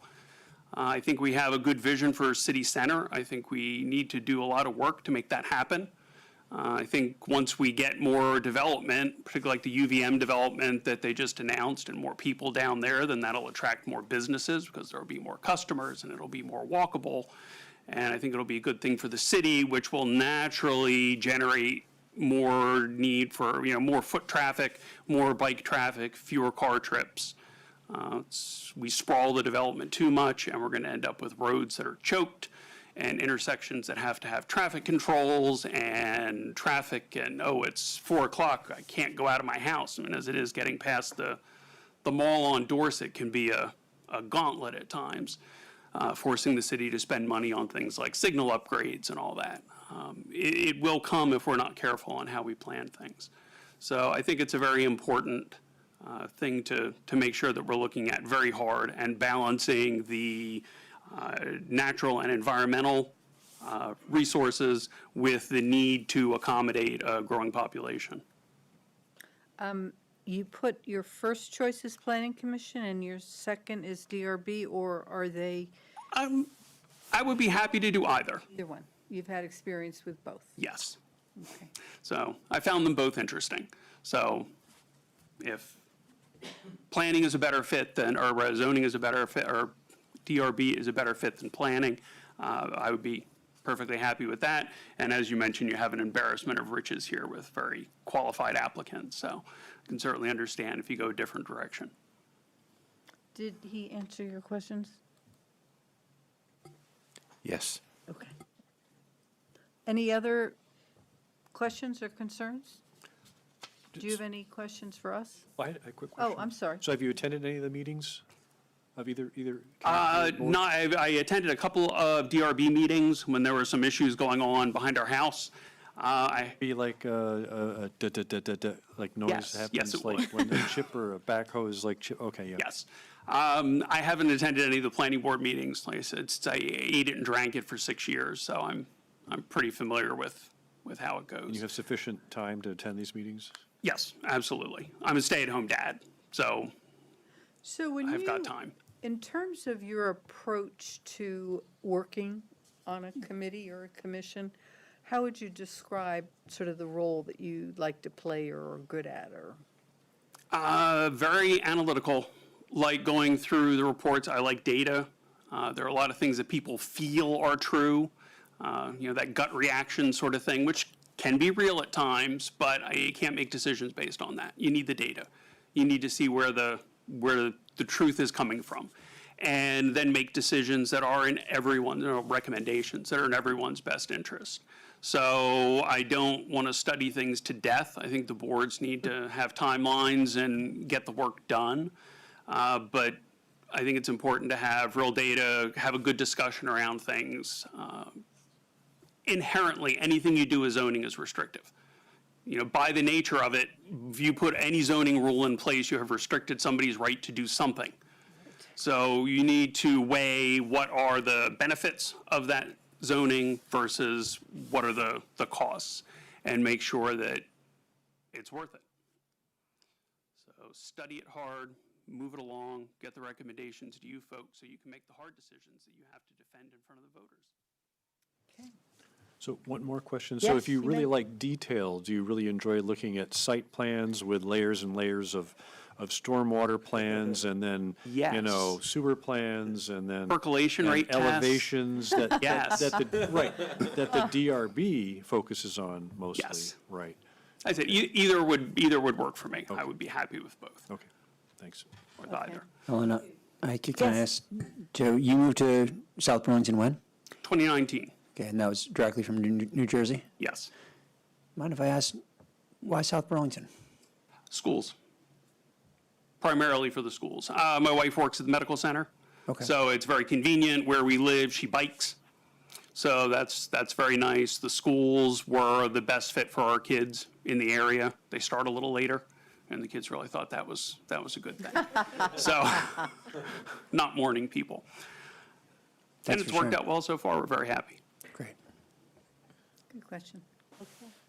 Thank you very much. Thank you. We'll see you later. Larry Smith. Lori. Oh, Lori, I'm sorry, did I say Larry? I knew a Larry Smith, sorry, Lori. I should have said Lawrence. That's quite all right. And Okay, so you've been active on some issues for South Burlington. What has prompted you to want to be on the Planning Commission?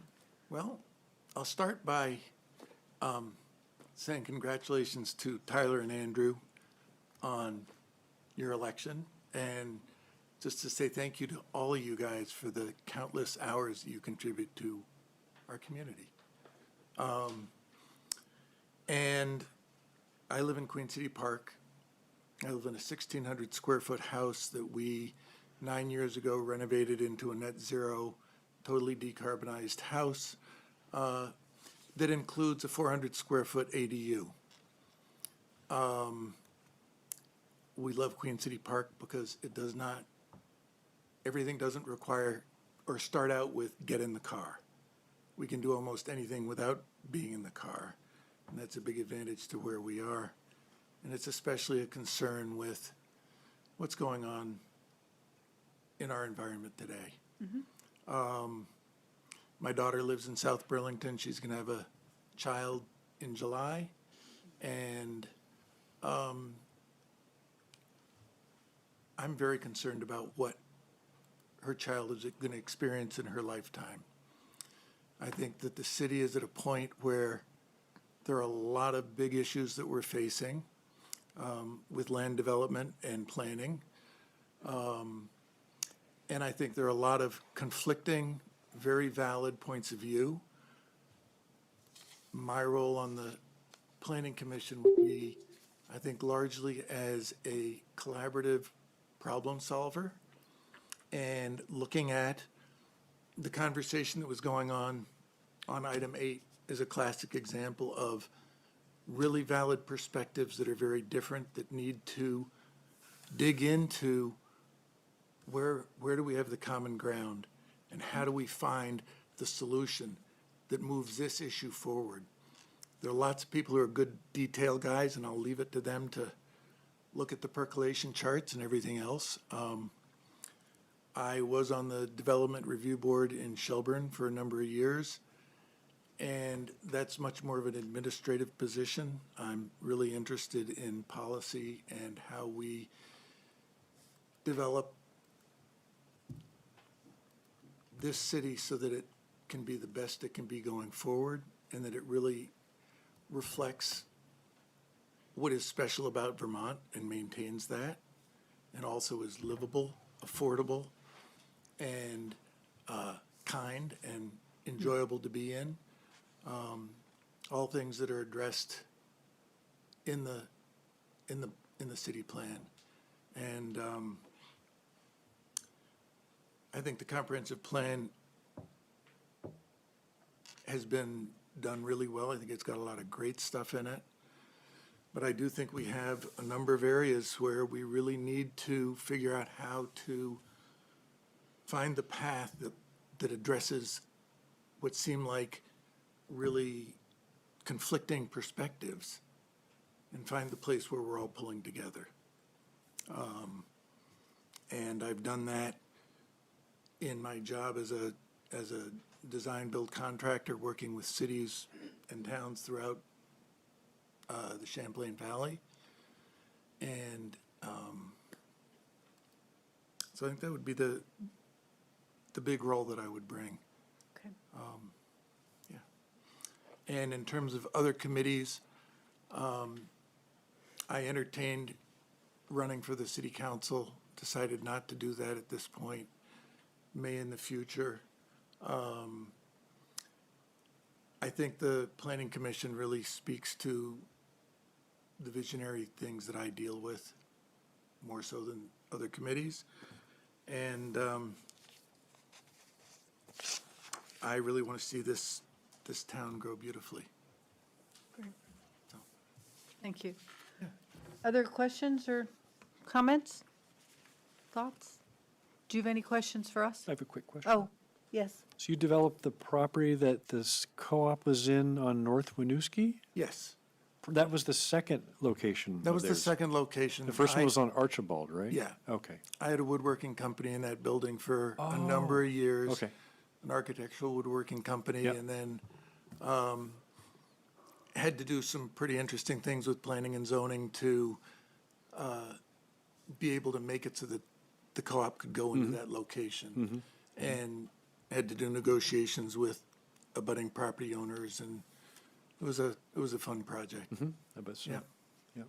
Did a little bit of history here for you folks. Yes, Yeah. yes, okay. Archibald Street, North Winooski, and then South Winooski. And I moved to Vermont in the late 70s and lived in Burlington and then Shelburne, and I've been in South Burlington since 2010. Thank you. Okay, thank you. Helen, just Oh, real I'm quick. sorry. Lori, can you just elaborate a little bit on the third bullet in your work experience that says engaged in collaborative effort to protect our community? What was that? Well, for the last 4 years, we've been working to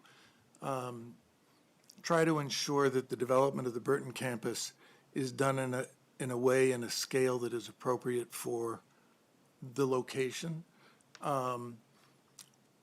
We had hoped that it would be a very collaborative process. Unfortunately, it hasn't been. I've been, my wife and I have really been the lead people in managing a 15-person appellant group that are working to try and ensure that as that development goes in, it's done in a way that does not leave neighbors unable to sleep at night and disrupted in a way that just disturbs what is a quiet part of our city. And quiet is really important in our cities, and we can maintain it.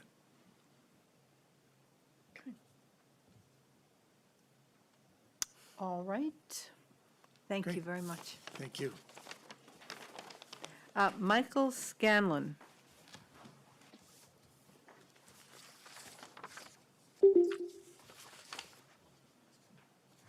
Welcome. Thank you.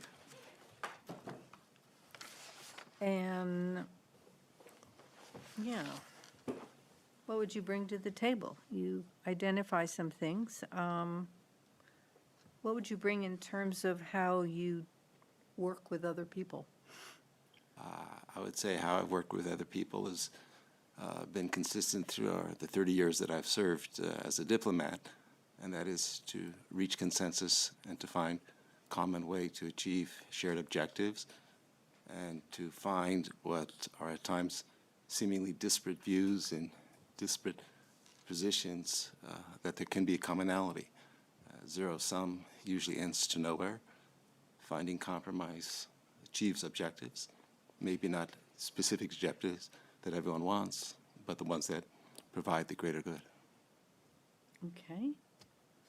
And you spent 30 years in economic development? Were you with AID or something like that? No, I was at the State Department, but my specialty is the former Soviet Union and the Balkans. So it was about starting up in transition positions, usually in the most cases first on the ground, first in position, and to try to drive policy decisions in these new states or in these post-conflict environments to create sustainable economic environments that allow people to stay, to allow people who perhaps were fighting before to live together and to live in a situation that is not just about multi-ethnic integration, as in the last place that I was in Bosnia and Herzegovina, but also prosperity. Okay.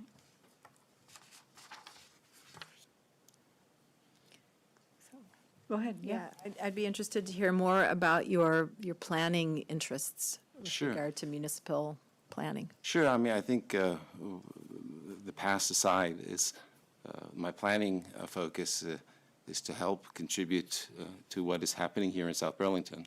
I think as I laid out in my statement, it was a very thought-through, long process to decide to bring my family here. I connected with the state of Vermont as a child on holidays. It drove me to come here to study. After seeing the world, we decided when we had a family, we wanted to come to a place like Vermont.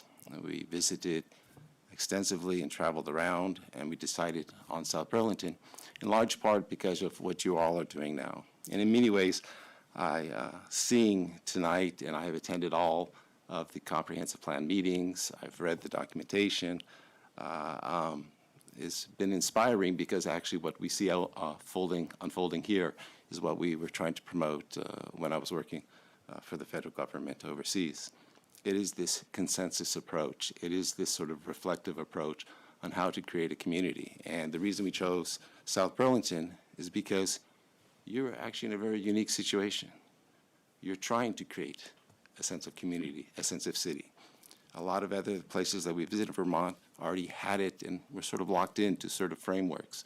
Yes, you have challenges because of the unique infrastructure, be it Wilston, Shelburne Road, I-89. You have to somehow create within these very strong infrastructures a sense of community. The city center is important, but as I've heard in these very meetings, it's very important to create more of a circular transportation route that connects one side of the city to the other city instead of having to go through Burlington. It's about creating the vibrance and dynamics so you bring in the workforce that creates sustainable business environments, so hopefully it cuts down on the number of people who travel outside of the city who can actually find opportunities here. It also creates the importance of not only homes in the center, but along the transportation routes, but also about moving a little bit into other parts of the city and bringing green spaces into other parts of the cities, as well as commercial entertainment opportunities in close proximity. So what we thought as a family was that this was an exciting place to be a part of.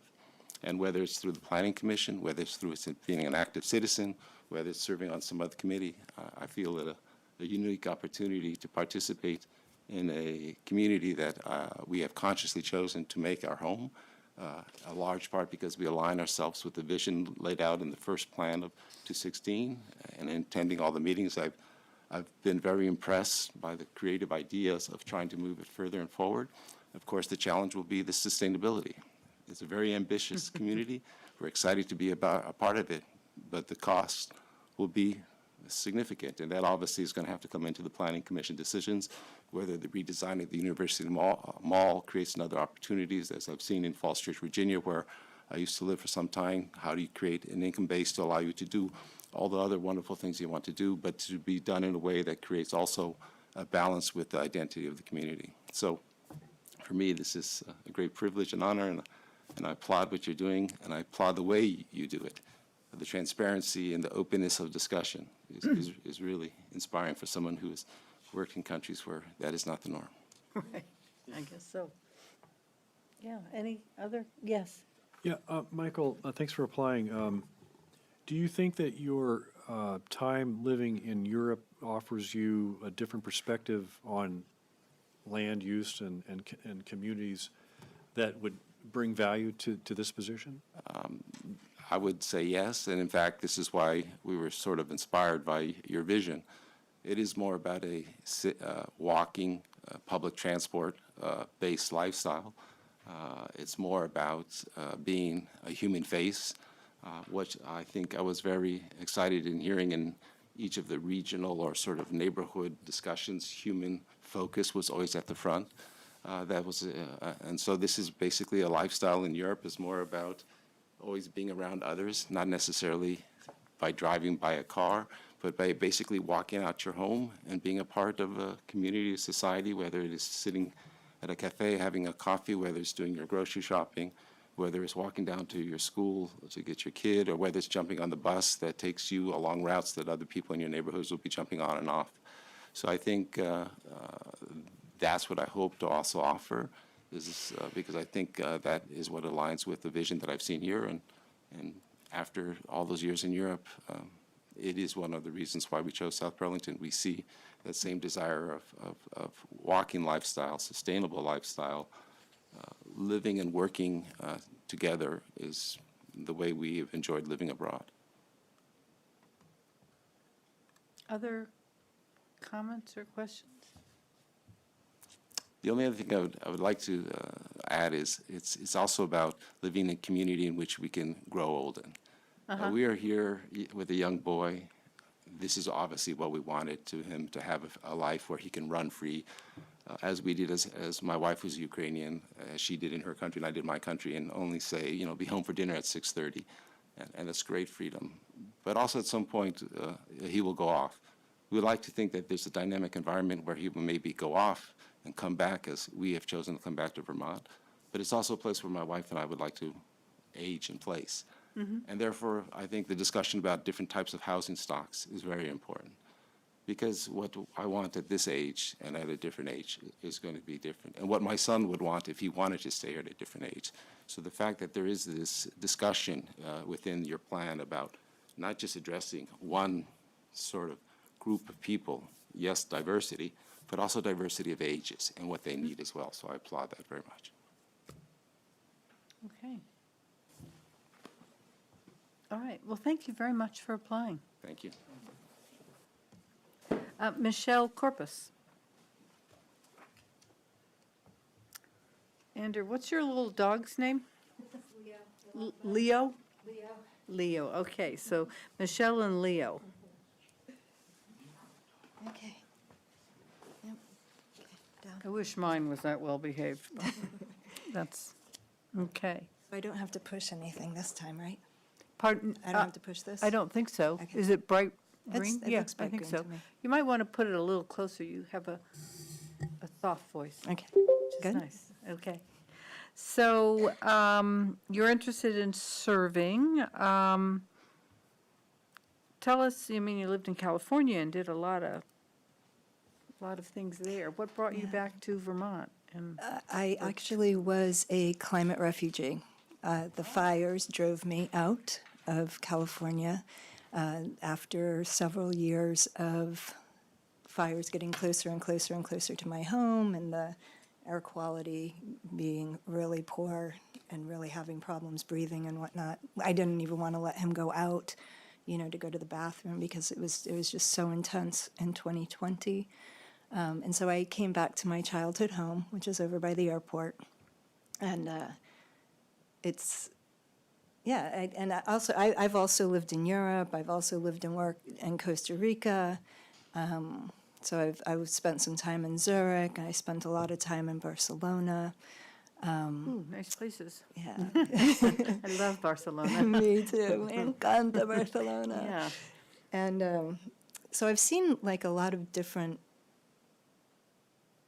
approaches to city planning. When I was in California as a wildlife biologist, I came to a lot of planning commission and city council meetings, county planning, to talk about various planned projects, and what the environmental implications would be for those, and how to work with developers so that there was as much of a win-win as possible. I've worked on all different kinds of projects like golf course and McMansion kind of places, and I've worked on, redeveloping malls and whatnot, and all different types of housing developments and conservation easements and all different kinds of things. I wrote some habitat conservation plans, and so my background is I have a science background, of course, and I'm very my approach to working is to receive the data. I love to research myself too, so I do a lot of checking up on various things to make sure that I agree with the data as they're presented, and then working collaboratively to figure out what is the best win-win situation. Okay.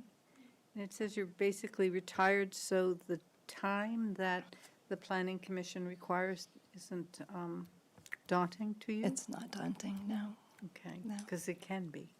It's a lot. It can be a lot, a couple times a week. Eat I mean, almost a as month. much as and- we do, right? Yeah.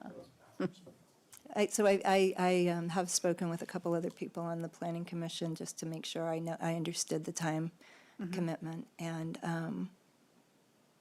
it's, to me, it's very important to come back to my hometown and be really kind of shocked by some of the things that I was seeing. And then having an opportunity to really potentially serve on the Planning Commission, especially during this time of the comprehensive plan, and using my experience from living in various other places to help us come up with a plan that works long-term, kind of looks at the long-term planning, and we don't want, my opinion is that we don't want to build too much too soon. So I think it's very important to, like was said previously, and it's something I think I said a couple weeks ago, is that we make sure that our infrastructure can handle the development that we are planning, that we are growing along with demand and maybe a little bit ahead of demand, but not so far ahead of demand that we get, ahead of ourselves. I think that that's really important to have a strategic plan, and I think that's what this document is aiming for. Great. Questions? All right. Well, thank you, and Leo, for showing up. Just one yeah. question. What were you shocked by? Well, one of the things I was shocked by was the O'Brien's development off Kennedy Drive. And when we first moved here in the 60s, my mom was very interested in that property over there, and she was told that the curb would never be cut.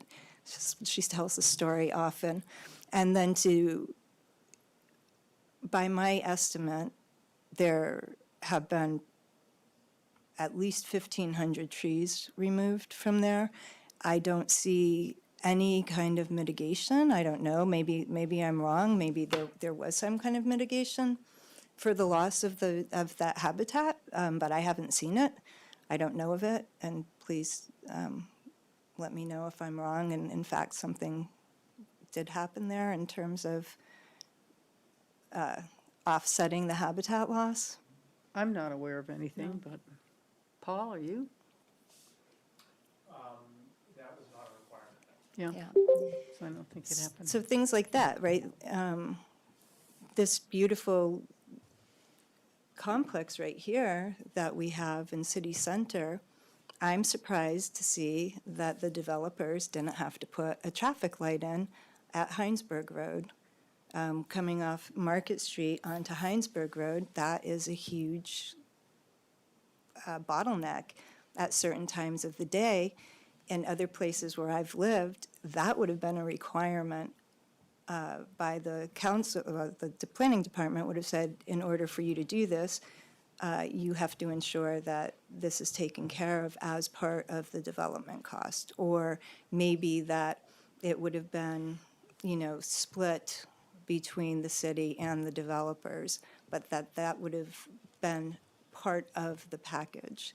So I think certain things like that I'm seeing that are surprising to me. Okay. Thank you very much. Thank you. Come on. And then Nora Senecal, she's on Zoom. Do I see her? Where is she? There she is. Hi, good evening. Good evening. Thank you. Okay. Oh, thank you for letting me participate remotely. Oh, you're. So I can just begin by, where would you like me to start?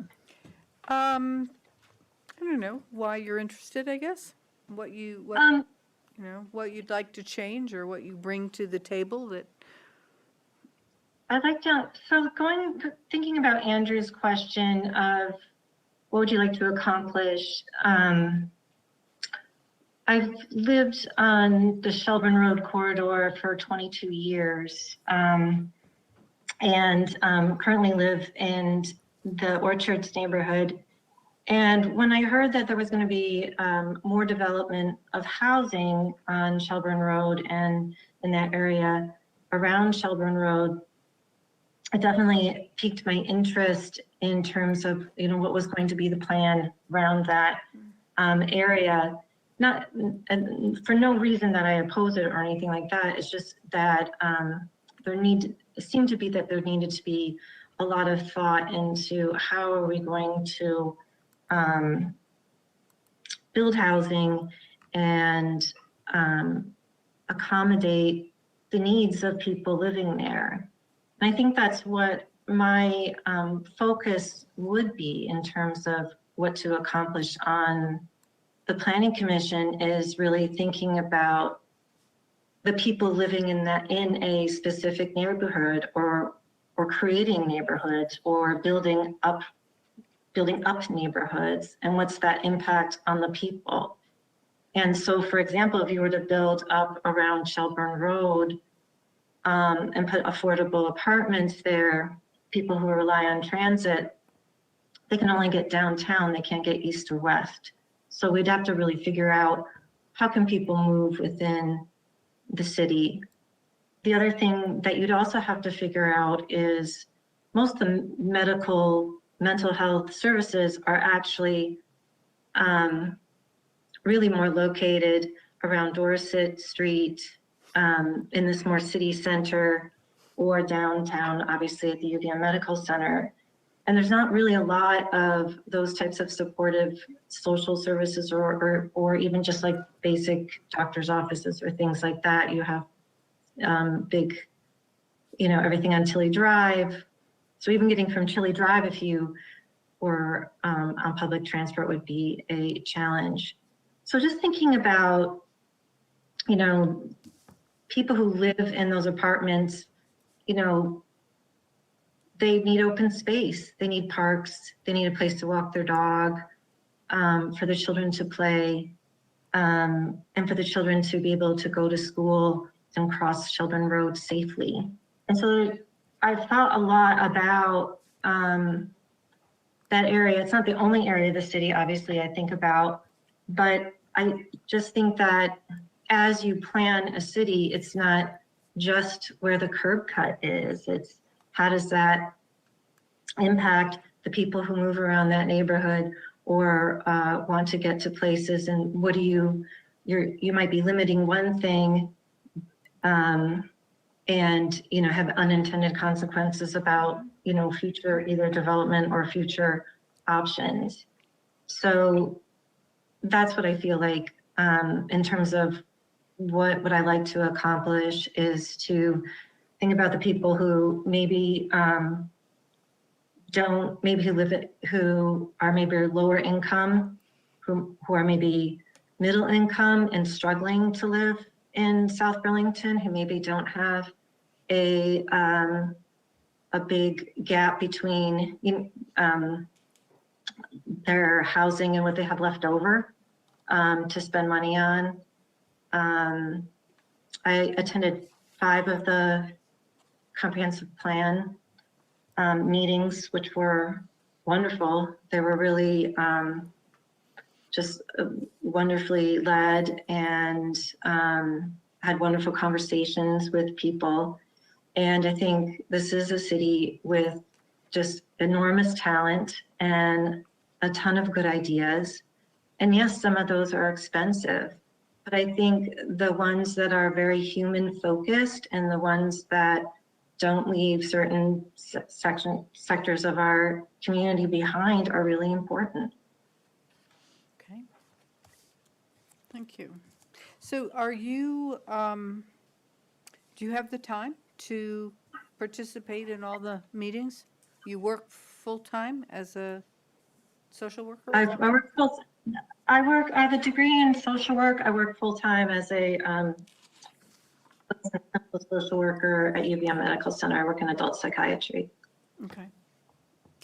Which of the planning commission sessions did you attend? I attended the transportation, parks and rec. I attended the housing, and I attended the southeast quadrant and the southwest neighborhoods. Thanks. Okay. I would have attended more out of town a bunch during the beginning of February, and so I missed some of those. You did your part, Nora. You what?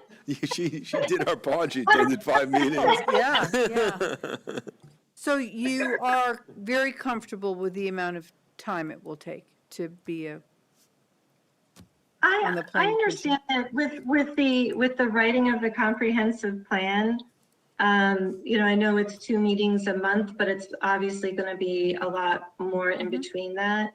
There's a lot to read. There's a lot I was just looking at what's going to be presented, I think tomorrow, right? They're going to start going over things. And yeah, there's a lot to digest. Some of the language is really general, but obviously there's a lot to digest in between meetings and to prepare for meetings. Mm-hmm. Mm-hmm. But you're comfortable with that. Okay. Other questions or thoughts? Yes. Yeah, you raised some of the goals that you would love to have happen, such as bringing more doctors' offices down to the Shelburne corridor, having public transport take people over to this southeastern and northwestern corridors or quadrants. And I also heard bringing in more parks, places to walk the dog, places for children to play in the Shelburne Road corridor. How would you see that happening in terms of a planning? Well, that's the planning part. I mean, if you look at that area on that side of Shelburne Road, there's not very much public land at all. Mm-hmm. I mean, it's really, I don't know if you're going to bring, I don't know if you're going to change certain aspects of what's there, right? We're pretty awash in car dealerships, but I think where land is available to create open space with, priority should be given to that if you're going to put more housing there, and work with or figure out how you're going to access some of the current parks. I mean, we have a beautiful park. We have Szymanski Park in my neighborhood. We've got Farrell down the road. I think that's where the planning is. It's like, okay, if somebody wanted to live here, how are they going to get here? And, put that kind of thought into it. Mm-hmm. I mean, a lot of it is this minutia of how does this person, if they want to be here, go to the grocery store here, do this safely, Mm-hmm. Thank you. And because I just want to say, because I've lived there, I've crossed Shelburne Road with children and taken the bus. And ridden my bike. I know what the challenges are of moving around the city and or affording to stay in the city. So. Yeah. Thank you.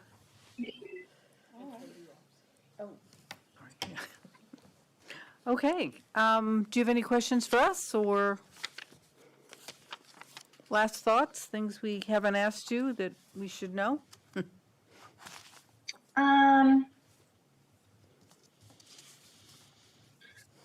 Yeah, I think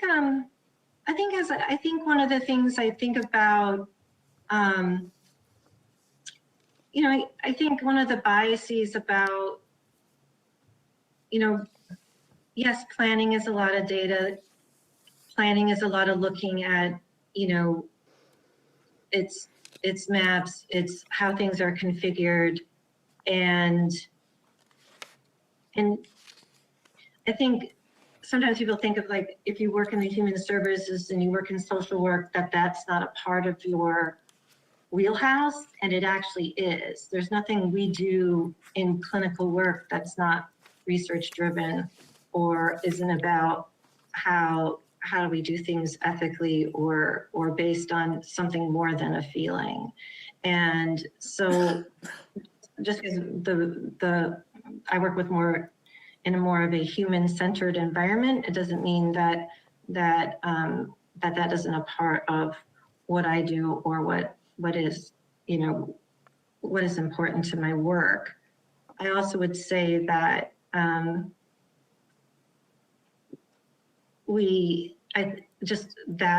want the vision.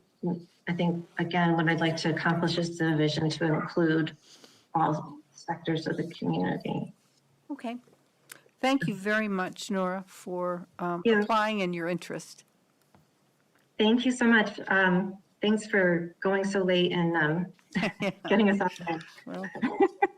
And I've seen a number of the applicants in these meetings, so it's kind of fun to hear them all. We have a lot. This is yes, okay. Yes, I've met a few of them. So well, thank you very much. Okay. All right. Have a good evening. You too. Okay. Thank you, Nora.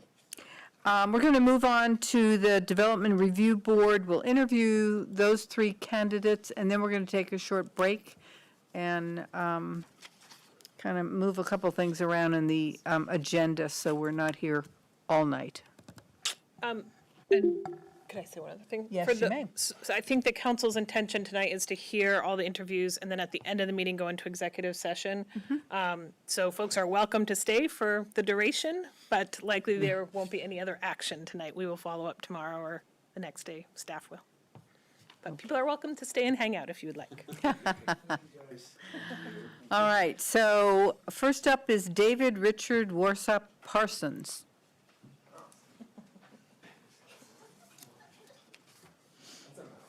Well, that's a lot of names, yeah. Yeah. This guy looks familiar to me for some reason. I think I've seen him before in the past. Okay, so you're interested in the DRB, and you've served there before at the same time? That's what it is, yes. Yeah, so you think they need you again, right? I don't know if they need me, but I would love to be there and think I could contribute. Okay, so what would you bring that you think is really important? I think experience from previous service, certainly learning a great deal, being able to familiarize myself with the land development regulations. I haven't delved as deeply as I'd like to into the new version, but I've certainly been looking through that. So I think the experience of finding ways to work collaboratively in that quasi-judicial environment where I think there's both kind of an administrative component where we're really relying a lot on expert staff to provide guidance and go by the letter of the law of the LDRs, but also in those unique circumstances like the landowner on Holmes Road was talking about, be reasonable and rational to work with the citizens of the city to get things done. Okay. And when so you like to work collaboratively, what kind of role? I mean, if you're on the board and, kind of member are you? Are you a facilitator? Are you a leader? Or how do you see yourself? Yeah, I think like a glue type person. Yeah, it's somebody who can fit in where needed. I served, I think, as secretary on the board when I was there, so helping facilitate the nuts and bolts of the meeting itself. So making sure it moves along and everybody's thoughts and concerns are heard and things run efficiently. But we're also taking into account the diversity of opinions of the applicants and those being affected by the proposals. Okay. Is there anything you think they should be doing differently? The DRB? I can't think of any glaring. I was always sort of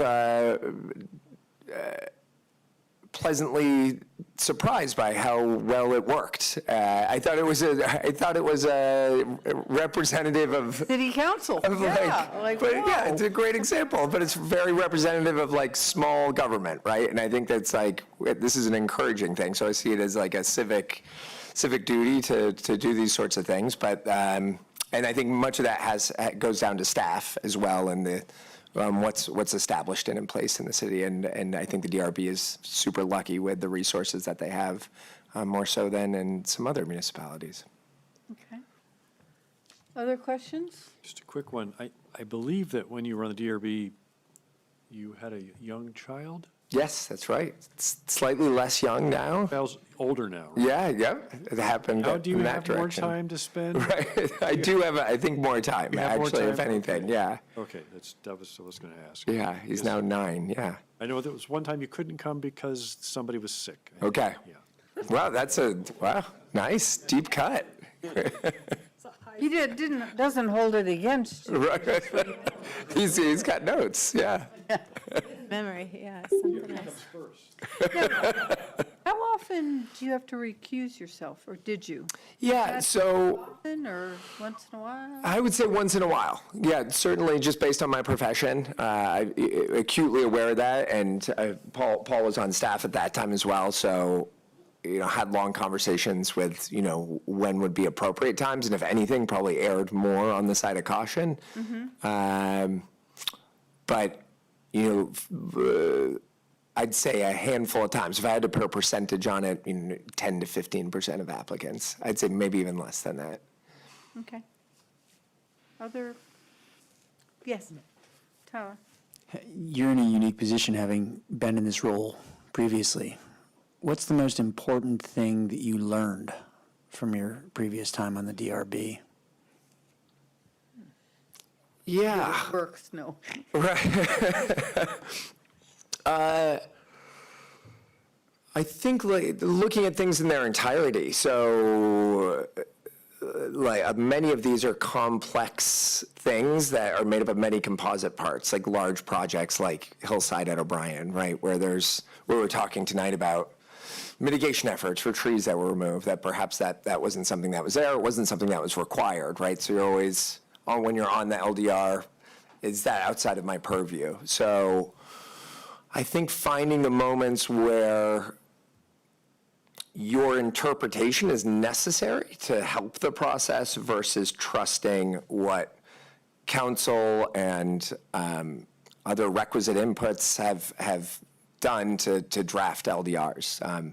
There's a reason that they're written the way they are, so I think respecting those first and foremost, and finding that balance of when it's appropriate to inject your opinion and when it's appropriate to rely on the LDRs.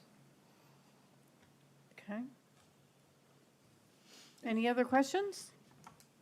We'll get the inside scoop, I guess. Right. All right, do you have any questions for us or anything we should, in addition, know about you? I don't think so. I think having some experience in residential real estate, I think brings a good lens to look on some of these aspects too, where it's something that I'm dealing with on a daily basis. So I'm hearing needs and wants of my neighbors and general populace and clients and folks that I work with that live in our community.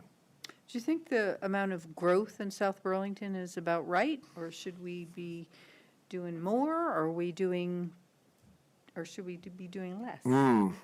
Yeah, so that's a really important question. I don't think it could be overstated, and this is a bigger problem, I think, throughout the United States, and certainly within Vermont, and certainly within South Burlington as well. But the lack of housing stock is substantial, and I don't see a really short-term way out of it. And I think even the growth that we see now is not going to be significant enough to meet the demands that are there. So, and I don't think it's incumbent upon South Burlington specifically to fill all those needs within our larger community. So I'd lean towards, I think we're around the appropriate amount of growth. I think thinking really smartly about where can we be dense with growth, where it should be dense, and understanding that this is one of the more populous towns within Chittenden County as well. So, and that the decisions we make impact our greater community outside of our city boundaries. So, again, having density where it makes sense, but respecting nature, our ecology, and understanding long-term consequences of our actions. One last question, since you're the condo guy. So do you find, Tyler was saying earlier that he doesn't really think people want to live in high-rises and condos and stuff. What is your experience? Pardon me? High-rise apartment. Okay, but some of the high-rises are condos, are they not? Sure, yeah, there's some. It doesn't have to be a little duplex to whatever. So are you finding people kind of disappointed that might be the only thing they can find in South Burlington?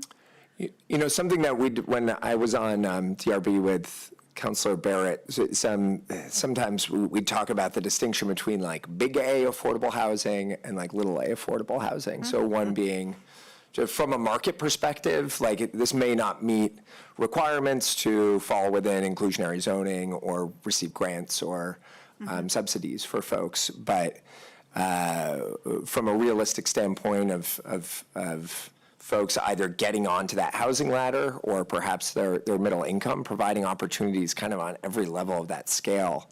I think what's one of the bigger challenges is it's really hard for people to get onto that first rung. So, you know, oftentimes people will have a starter home, and sometimes that's a condo along Kennedy Drive for folks, and that allows them to build up the equity to roll that over into a home if they decide to grow a family or not, or just have a different style of housing.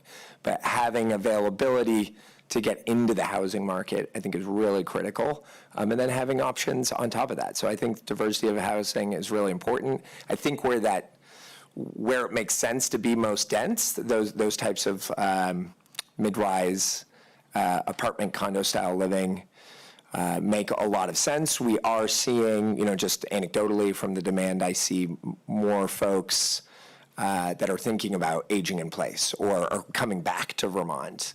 And that's like a style of living that they like. But of course, certainly there's demand for beautiful, larger single-family homes in South Burlington as well. All right. Yes? You do question? Thank you. All right. So if you're set, we're set. Right. Excellent. Thank you so much for your time and your work. Thank you for your interest in returning. It's a lot of, the DRB is a lot of work. You sure you're ready? It's a blast, yeah. Okay. Thank you so much. Have a great evening. Thank you. Theodore Linsky, he's online. Ted. So you want to turn on your video or just? Hello, how are you? All right. Well, welcome. Thank you very much. Okay. So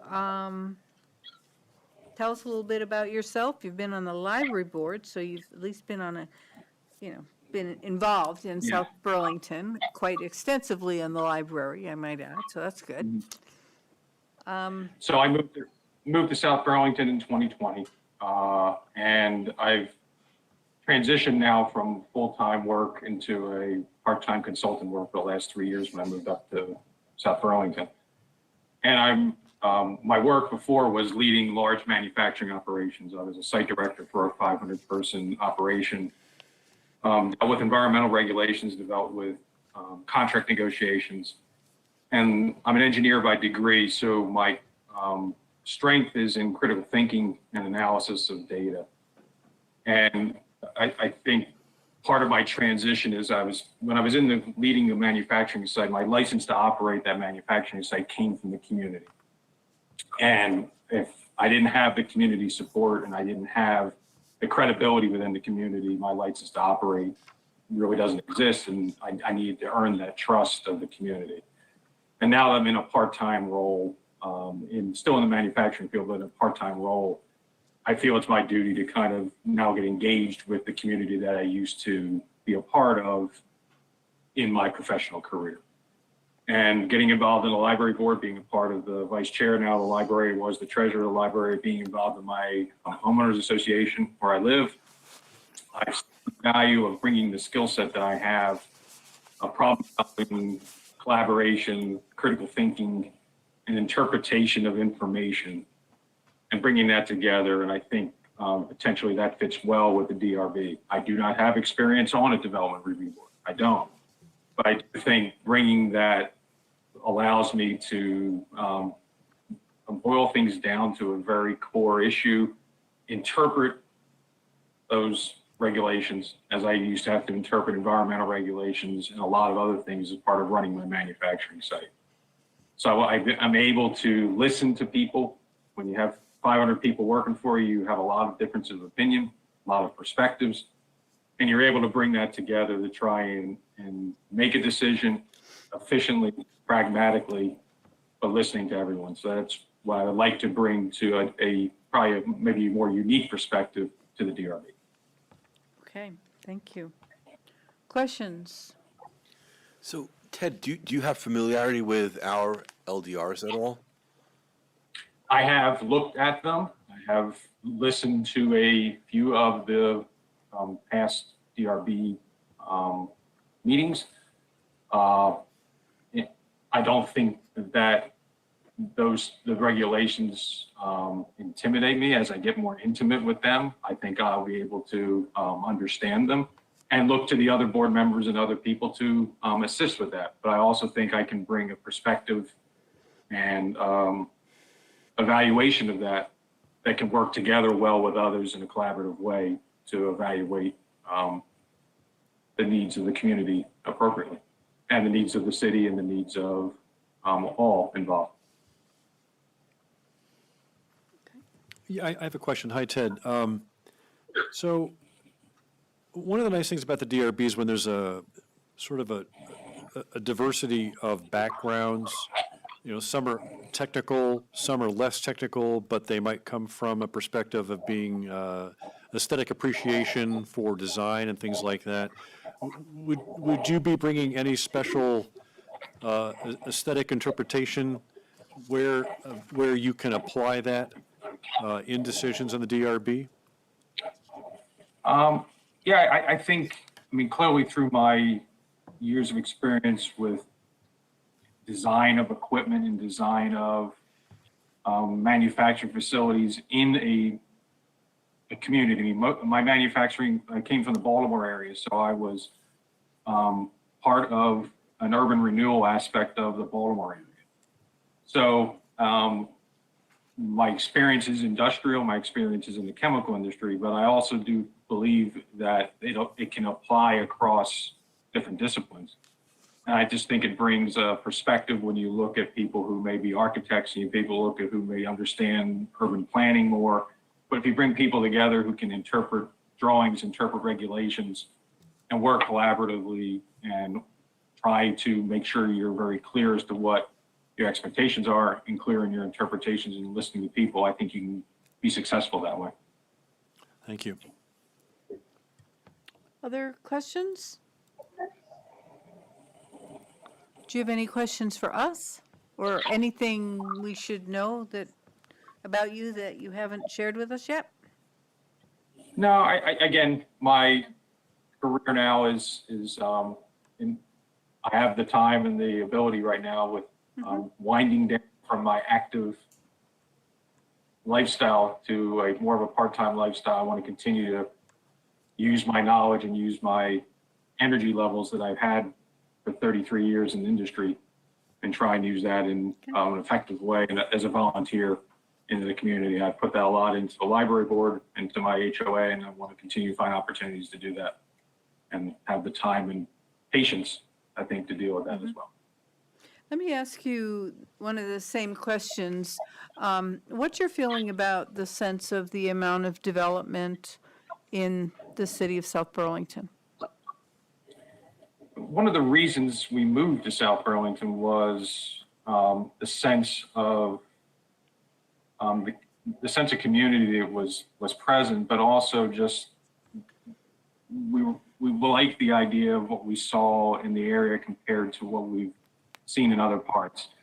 And I think a little bit to what the earlier person said, it's really, you want the options, you want the ability for people of different, diverse backgrounds to feel comfortable when they think of South Burlington, whether that may be in a small single family home or in a development that we're trying to build on Market Street. I think you really want the ability to try and have all that to draw in a wide variety of people who would be interested in living in South Burlington. And it's not, we don't want to narrow it down to one type of people. We want to be open to a lot of other people to feel comfortable in the city. So having that optionality and that diversity in housing and that diversity in open space, I think is really what we're trying to find, that right balance. If we can get to that right balance and respect others and listen to all those other things, and I think it's there, I think it's doable. And I think we, with your efforts, your leadership of all of the great committees around, and as I've engaged with the people who've been extremely friendly to someone coming new to the area, I think that's one of the missions that and one of the goals I see. So I feel very good about it. Okay, thank you. All right. Well, thank you very much for applying and your interest in giving back even more to the community. So I appreciate that. All right, thank you, Council. Appreciate it. Thanks, Ted. And we have John Moscatelli. Have you heard enough? Yes. I think we've. Not that I've heard enough. Yeah, I probably should have said that early on, because here you are sitting. But if we don't have any other questions in terms of his skill set for the DRB, then I think we don't have to hear from you again, unless there's anything else you'd like us to hear. Okay. All right, well, we're going to take a brief break, and then we're going to come back. We're going to skip the orientation. Jesse will do that. I'm going to speak to it really quickly, just really quickly. Yes, real quickly. Okay. Then I would like us to adopt the rules of procedure and policy quickly. Can we go to, when we come back from Then break, we'll can we go to traffic safety first. Can we go to 16 first after break? Because I know we have some people in the room and online who are waiting. Okay. We will do that. So we'll take a 5-minute break. So that Thank is you. the school traffic. Yes.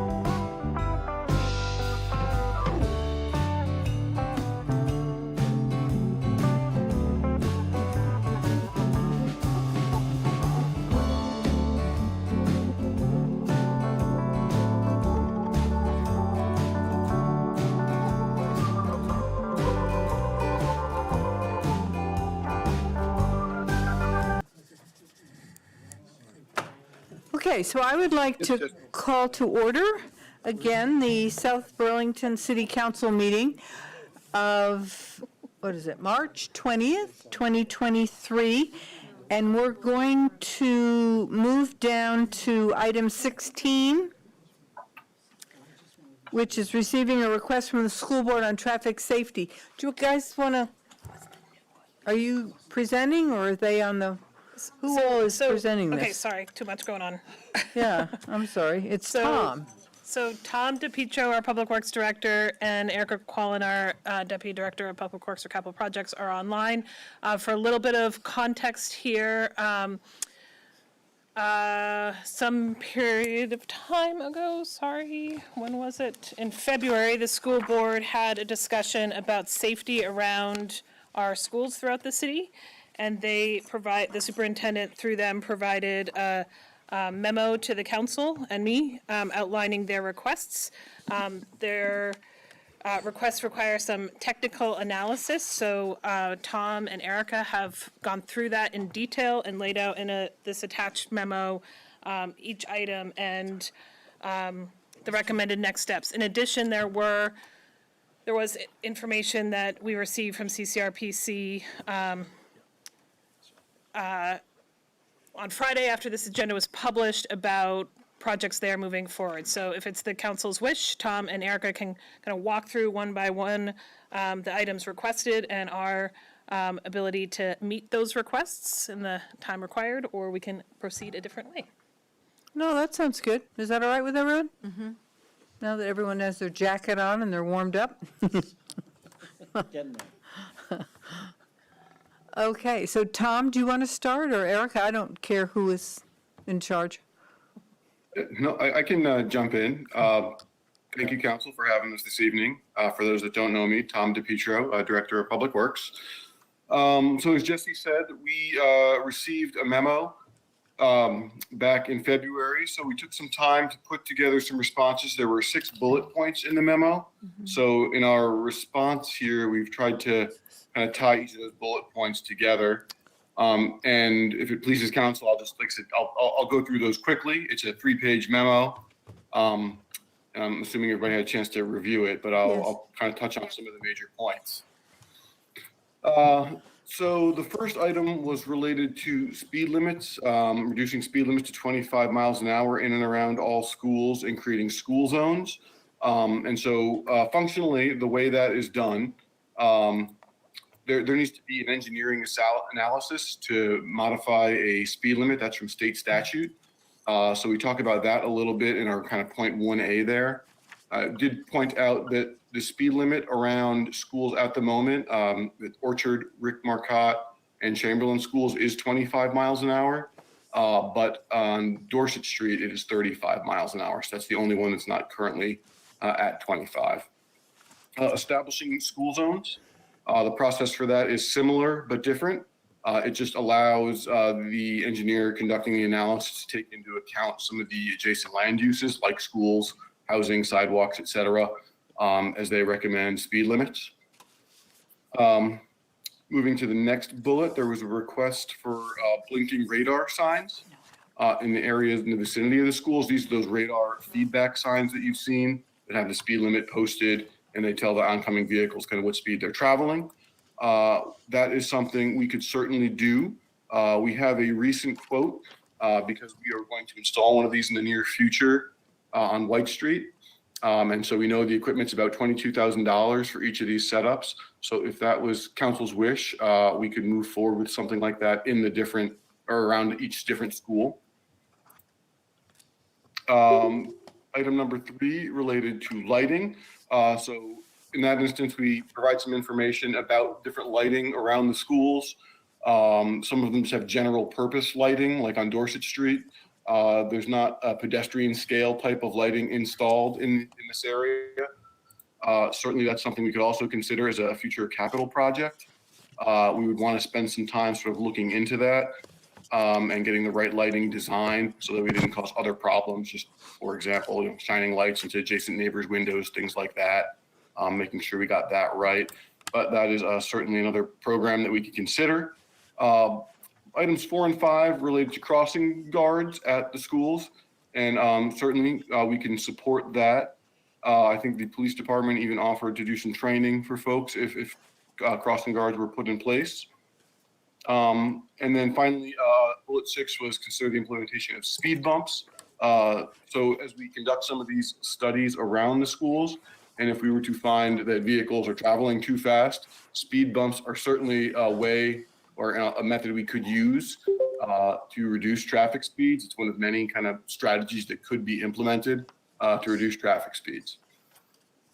And then lastly, I did want to review, sort of as Jesse mentioned, an update. So Erica in particular has been working quite closely with the Chittenden County Regional Planning Commission, or CCRPC. They have been a great partner in our efforts to look into traffic issues like those described in the letter from the school district. And so we were able to move some of these or get some timelines to provide to you at the meeting today. So I'm going to run through a couple things quickly at the different schools. So first is Chamberlain School. As council knows, we've updated our speed resolution. And so we've adopted the first school zone in South Burlington a few months back. Like I said, we're just waiting for the hardware to get installed there. Around Orchard School, the RPC has agreed to do a technical assistance memo to look into the development of a school zone. It would be very similar to what they did at the Chamberlain School. And the plan is to complete that work by the end of July. For Central School, very similar, just a little later time frame. They've agreed to work on that with us over the summer into next school year. I don't have specific start or end dates for that one. Just to note, an additional effort going on Market Street near Central School. We are working again with RPC and a consultant to do a traffic study and look at the intersections in this area. So that'll evaluate the need for things like four-way stops, traffic signals, and sort of a lot of that is based on traffic volumes as well. And so if we reach a certain traffic volume, those things are appropriate to be installed. And so this is going to look at the whole city center area, but specifically near the school as well, the central school in that case. And finally, on Dorset Street near the middle and high school, we have our Dorset Street Signals project. We're currently working with a contractor, ECI. They are doing some borings, getting materials ready. So they're going to conduct or put in place a number of traffic signal and pedestrian crosswalk improvements in that corridor on Dorset Street from Williston Road down to Kennedy Drive. It is our hope that installation of all of that is done by September.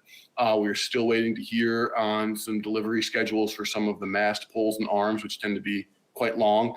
I hope to have an answer and a schedule from the contractor on that very soon.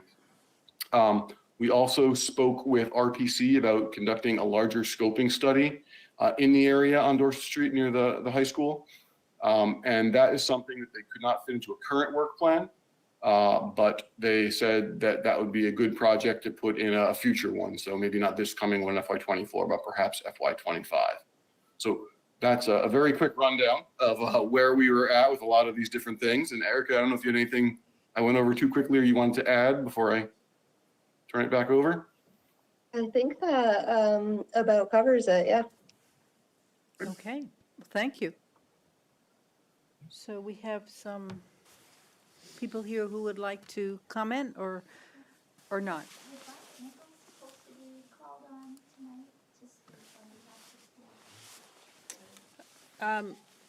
She could have, she's not here, but if she was, I would happily call on her. Okay. Feel free to join me, you two. Great.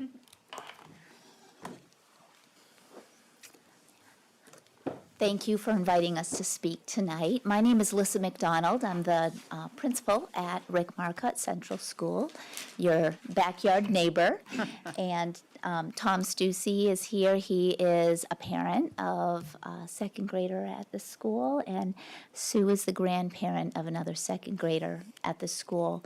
And these two walk their children to school every day and come back at dismissal and pick up, well, Sawyer rides her bike, okay? So these parents and caregivers have a lot of experience with the traffic flow and some of what happens on the way to and from school each day. So they've joined me. Thank you for considering the school's requests. I've been hearing from parents who get stuck on Market Street waiting to get into the school, especially at dismissal, about some road rage incidents that happen, mostly from parents that don't really understand, not parents, but mostly from community members or people just using Market Street who don't really understand that there's a traffic jam because parents are waiting to turn into the school driveway and pick up their children. And so I brought to the school board the concern that since it's not marked clearly as a school zone, I think people don't understand. So I'm really glad to hear that there's a traffic study and that the city will be responding to some of the requests that came from our superintendent. Our situation has moved from concerning to urgent with the construction next door. And first and foremost, I want to say I'm not here to complain. I'm here as a neighbor. I want us to work together. We share the section of Market Street, which is actually our driveway. I don't know, are you ever going to call it School Street? I've heard somebody call it School Street before. I think that would make it a lot easier. I've been working with Chris Snyder and the site developer on communication around the construction. We did have a little glitch when they moved the sidewalk out a little earlier than expected, and that afternoon last Thursday there was a lot of concern and chaos because our students lost a direct route to the school. So what I would like you to realize is my students who walk from Garden Street apartments they will have to cross the road 5 times to get to the school. And if students are coming from Heinsberg Road, they have to cross at that very dangerous intersection at the end of Market Street and Heinsberg Road. I hope that the traffic study is going to result in some lights that help our students cross as part of the structure in the city. Like I said, I am working with Snyder and Chris Snyder, and his company had offered to make a better path. There's a path at the edge of the construction site that goes from the Garden Street apartments directly to our sign. And that's been a grass path that children have used to get to school. If that path exists, eventually students coming from Heinsberg Road could walk down Garden Street and take the path directly to the school, and they won't have to cross the street 5 times. But as our current situation is, in about 3 weeks, they're going to close the sidewalk on our driveway, and that will result in all of the crossing. Back to the path, Snyder Homes came, they submitted a plan to make a gravel path, but I think with all of the rules and the zoning and the environmental concerns, the gravel path can't be constructed without a few weeks or months of consideration. So they called me this afternoon and said they would be willing to put in a path or to keep a path that would have wood chips, and they see that they know that it's really urgent that they create this path. Today they watched us at dismissal, and this is what happens. I gather all of the students who are walking or riding bikes, and they walk with me usually just to the end of the fencing, but now I walk them to Market Street. Sue is standing in the middle of Market Street with her yellow vest, stopping traffic to allow the group of students to cross the street. And then she walks students on the other side of the street, the sidewalk that's available to us. And the Garden Street residents have to cross, they have to cross one they cross 2 times to get to their apartment, and Sue helps them do that. Sue's just volunteered to do that. She just showed up and started doing that. In the morning, I've been out in the street. Sue then saw me there. Now Sue kind of takes over so I can get back to school. So we really do need crossing guards, and we will be working with the police department to get some training. I'm not trained. I just wear a big red coat, and I stand there, and so far people have not run over me. That's good. However, the biggest concern is that our students who walk to school, and any student who lives within a half mile of a school has to walk. We don't send buses to their parts of the neighborhoods. They need a safe path to school, first and foremost. We've got to get our kids there safely. Not every parent has an opportunity to walk their child to school. Some of our students are walking in groups of 2 or more. I try to make sure that no student walks by themselves. But with the absence of the path, we really have to pay attention to safety. And so I just wanted to bring it to your attention so that you know and understand that we're really aware of the concerns we have about what's happening on Market Street. Concerns not about the construction, but about the road rage and some of the unsafe traffic behaviors that we're seeing that could potentially negatively impact our children. When the construction is completed, when Catamount Run is up and running, will there be a sidewalk for the children from Garden Street to? Yes, that sidewalk will be open again, and then students can stay on one sidewalk all the way to the school without having to cross a street. And then I hope we can eventually get back to making that path more of a permanent path, or maybe even eventually in the pie in the sky, maybe even a sidewalk, an actual sidewalk for those children to get from those apartments to the school. I also send teachers who go to Garden Street apartments to pick up preschool children who have to walk to school and whose parents might not be available because they're working or unable to walk their children. And so now it's just a longer path with a lot more street crossings for 3- and 4-year-olds. Yeah, that's to have to navigate with adults. Megan? Yeah. Tom, would it be possible for us to consider having local traffic only during this period of construction? And, so for cars that truly are getting home or to the library or City Hall, that would be the only use for Market Street? I mean, I know there's no way to do it other than the honor system, but to have that be marked, no pass-through traffic, only local traffic. Councilor Emery, I think you've hit on the issue there. We've been asked in the past to limit traffic on other streets, but we have no enforcement mechanism. Right. I've chatted with our police officers on other issues, not this one specifically, but that is the issue, yeah.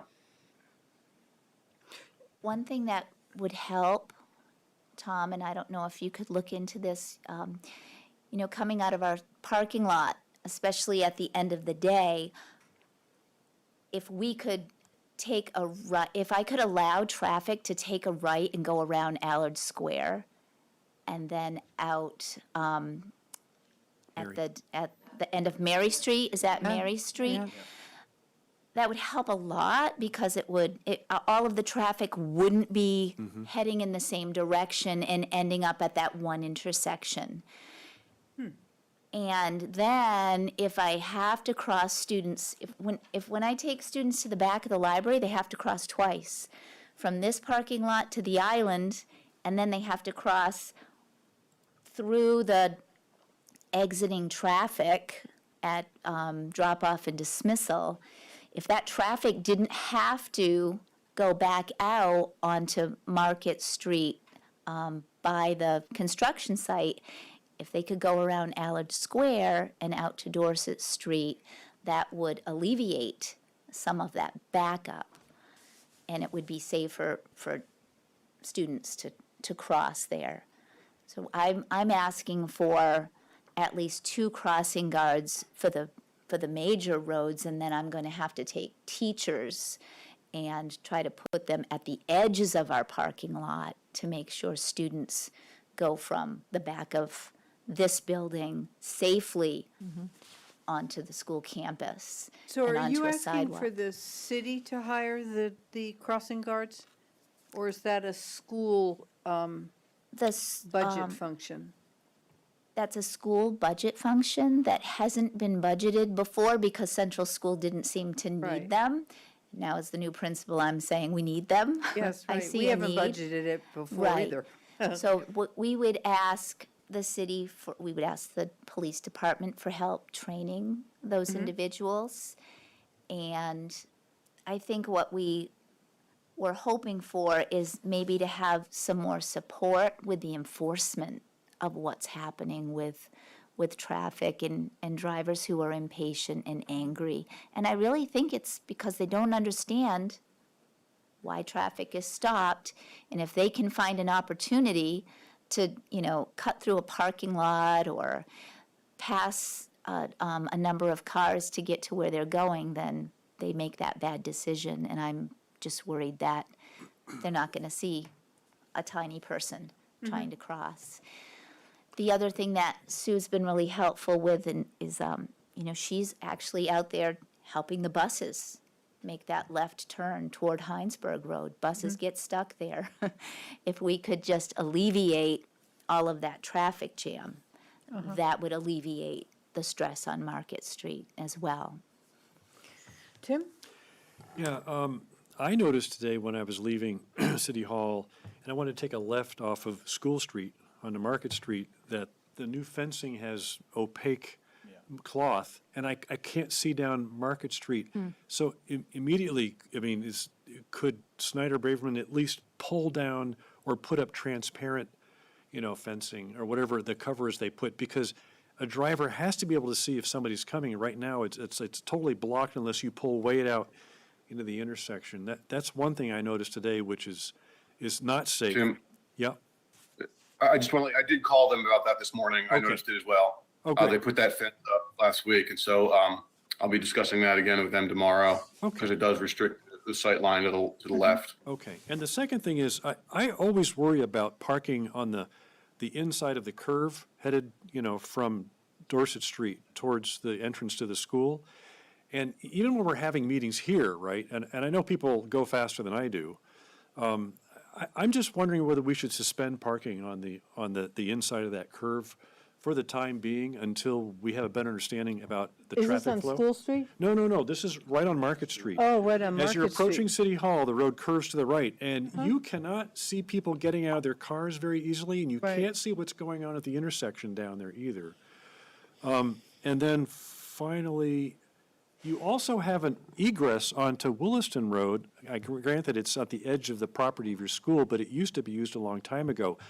Besides the possible egress behind Allard, the Allard building, is it possible that you might want to, for people that want to turn right only onto Williston Road, I don't know if that's safe, but is that another possibility? Yeah, that's more like an emergency. Okay. Egress. There's really not a structured road, and that would, we'd be having traffic drive right past the kindergarten classrooms and being able to look into the classrooms. Well, just for especially- drop-off. Well, this is just for drop-off. Yeah, I mean, you could Taking control a your right own. on Williston Road at that point, I've tried to take a walk over to Starbucks at that point, and it's really impossible to, Yeah. I would worry about causing another traffic problem on that side. I did want to let you know that I talked to Chris Snyder about that corner as well. And he thinks that they can make like a 45-degree angle instead of having it come out so sharply and into actually, it covers most of the intersection where people need to stop before crossing. And so maybe cutting that corner back a little bit would help with a line of sight when you're at that road. Sue was suggesting that maybe we don't let traffic park on the side of the library, because Right. that, I was thinking right in front of where the construction is, that whole length of parking. People are parking there. There's snowbanks, there's a fence. Now they're Sure. getting on the road and walking along in Market Street. Right. And the same thing with the parking that goes down to the school. It's so narrow.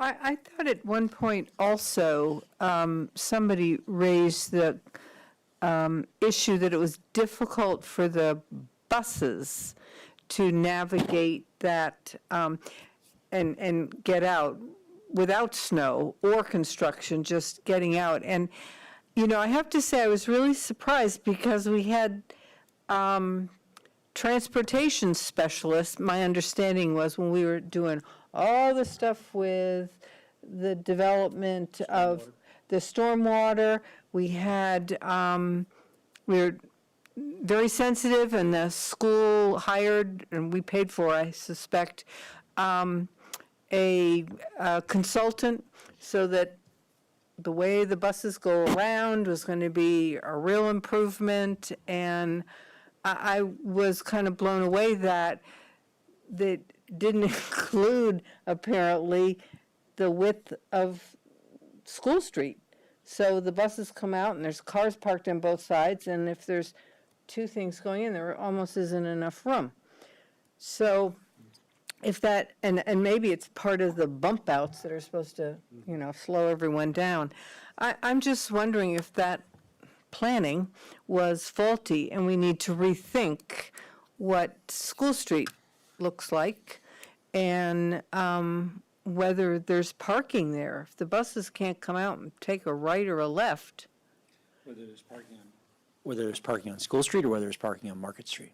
Well, School Street, because this was an issue that they were complaining buses couldn't get out of the parking lot or make the turn to come in. And I was kind of like, we had really spent a lot of money and time planning this.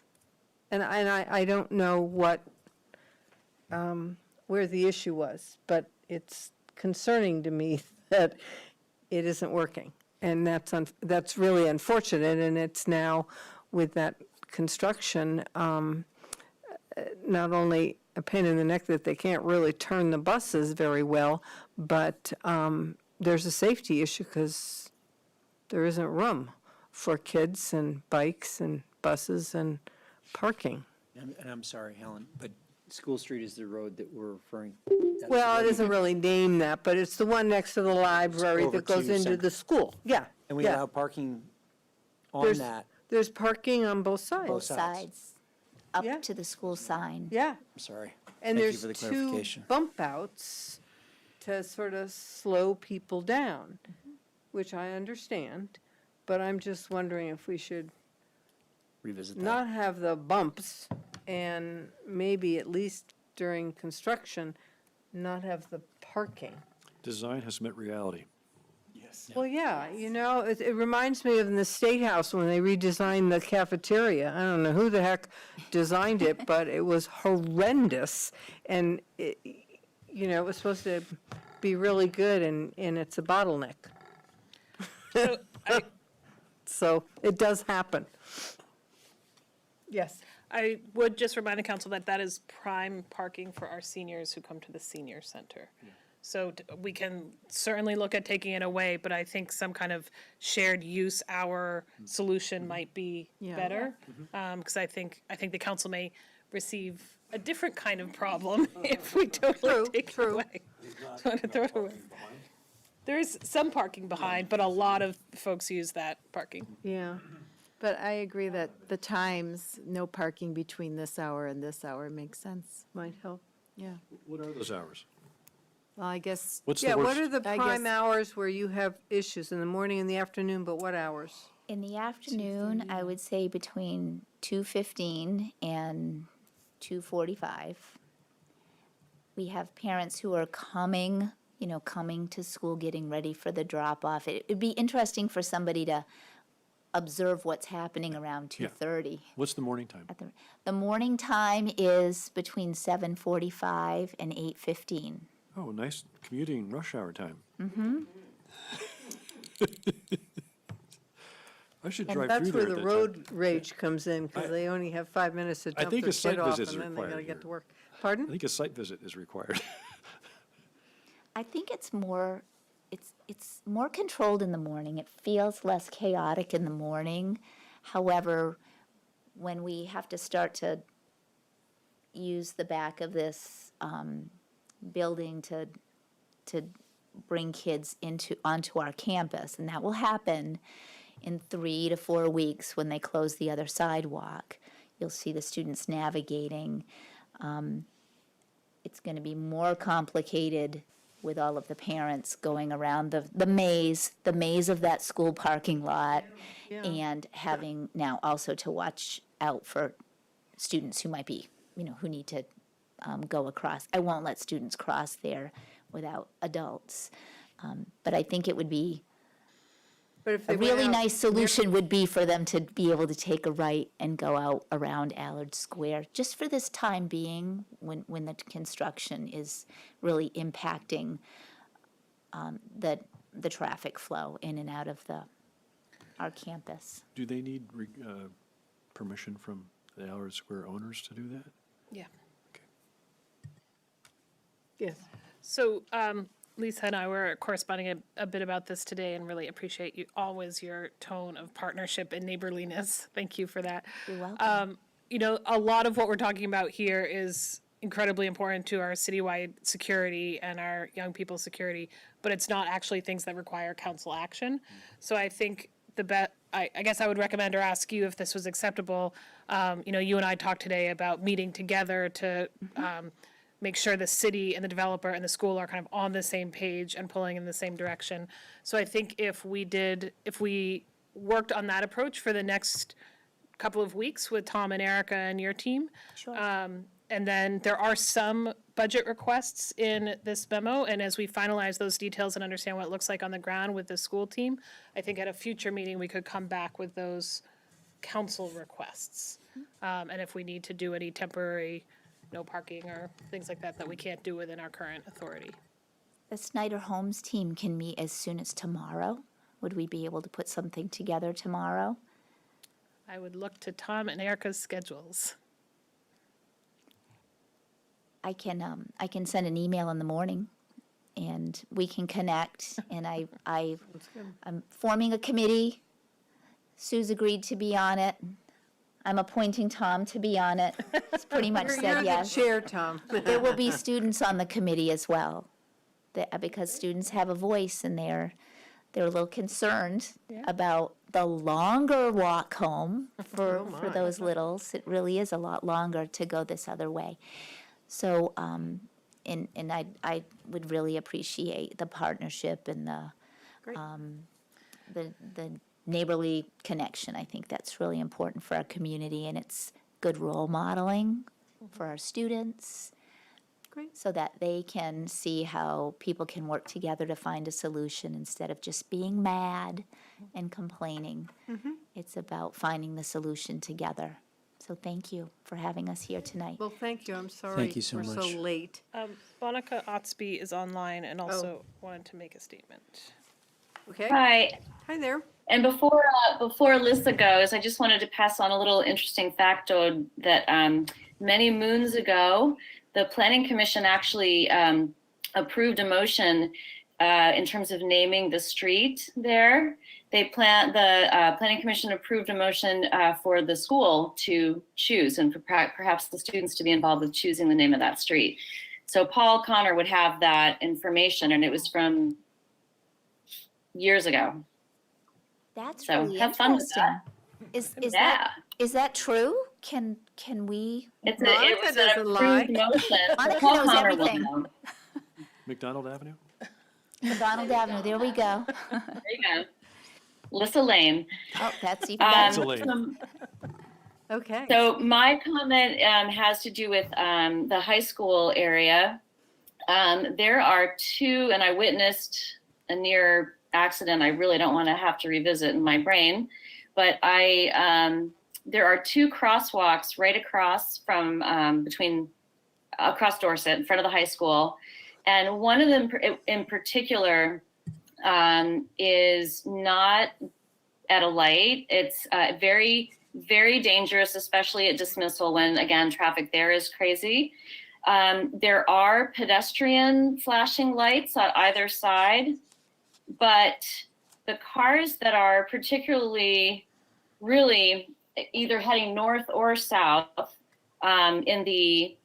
not next to the sidewalks or the inner lanes, they cannot see the flashing lights when there are cars blocking, and they can't see the kids walking onto the lane. So I had to pull my car out as I witnessed a very fast moving truck not see a student, high school student, and at the last minute I had to pull my car over to get the truck to stop before it would have just run over a high school student going across the the crosswalk. So my ask is, when you're looking at the other measures, is there anything you can do, and maybe anywhere in the city, if there is a road that's more than a lane on each side, like at Kennedy Drive, where the new crossing went in, is there a flashing light in the center of the road as well? Or there's something there, but it seems like there should also be a flashing light in the middle of the road if it's more than 2 lanes. So if there's 2 lanes on either side, in this case it's 2 lanes plus, because there's also a turning lane there that's very confusing. Yep. So if and I know that's more complicated because that's just a street that's painted, but can you also please look at that, because it's just very unsafe. But I really appreciate all the other stuff that you're looking at doing. It's a big change from our first conversation, so I'm really grateful. Great, thank you. Thanks. Okay, yes. Yes.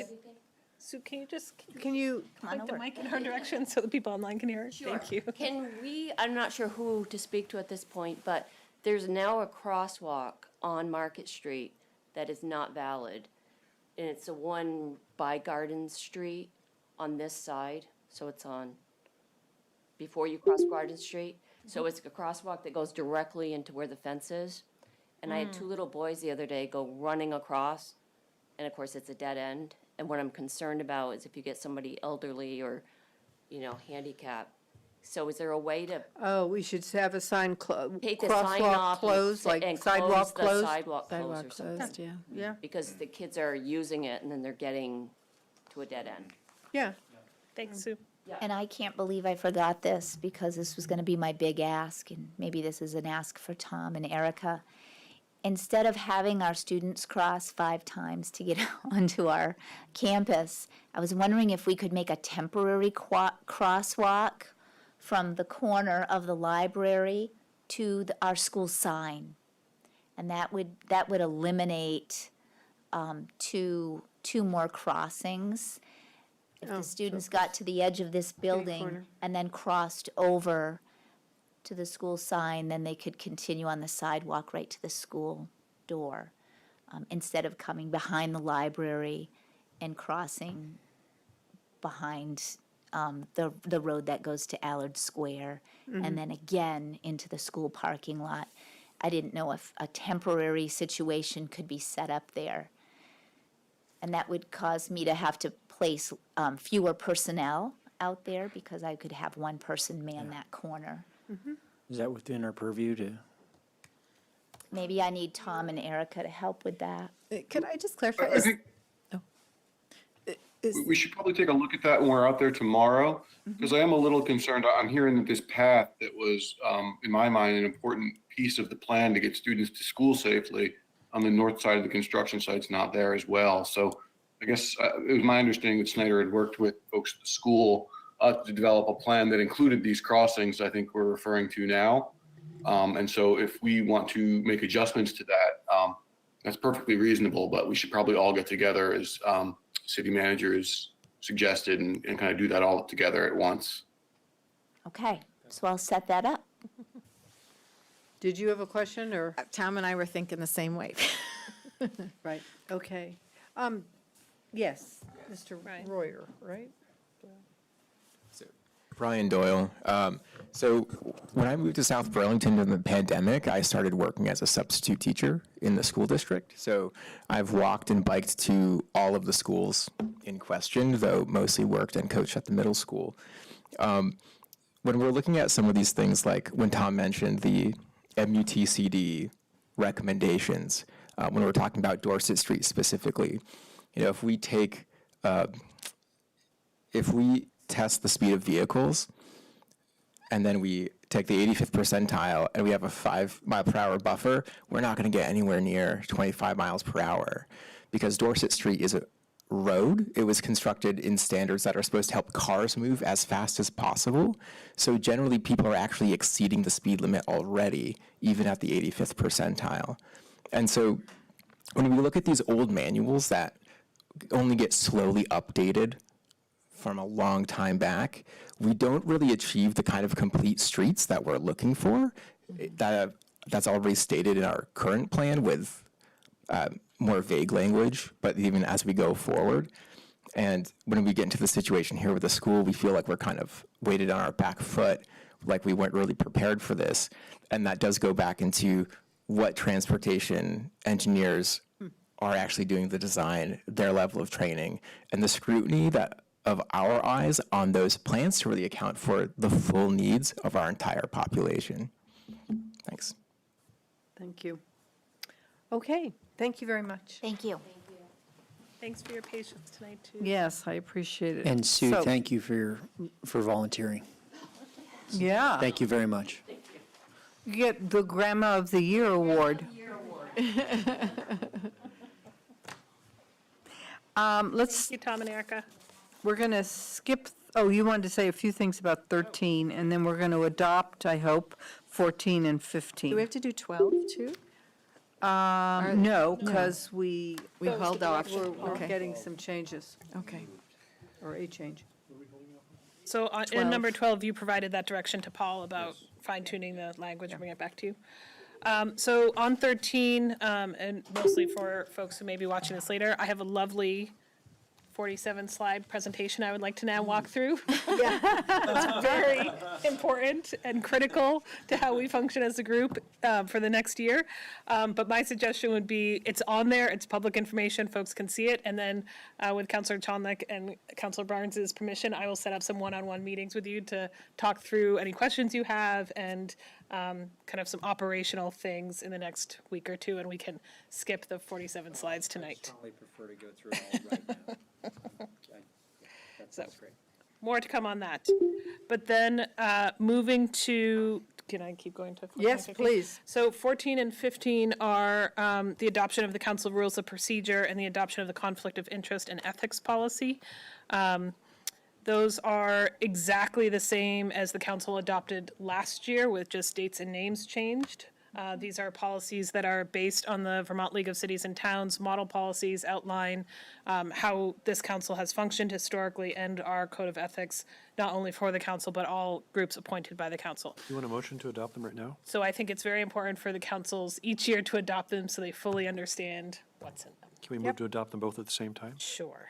I move that we adopt the City Council Rules of Procedure and the Conflict of Interest and Ethics Policy for elected and appointed officials. Second. Okay, any discussion? Just make sure you read them.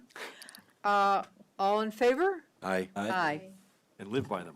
And live by them, right. Okay, so now we move down to item 17. This is the supporting an application to the Department of Energy for funding to develop a statewide plan to get to a residential energy code enforcement system.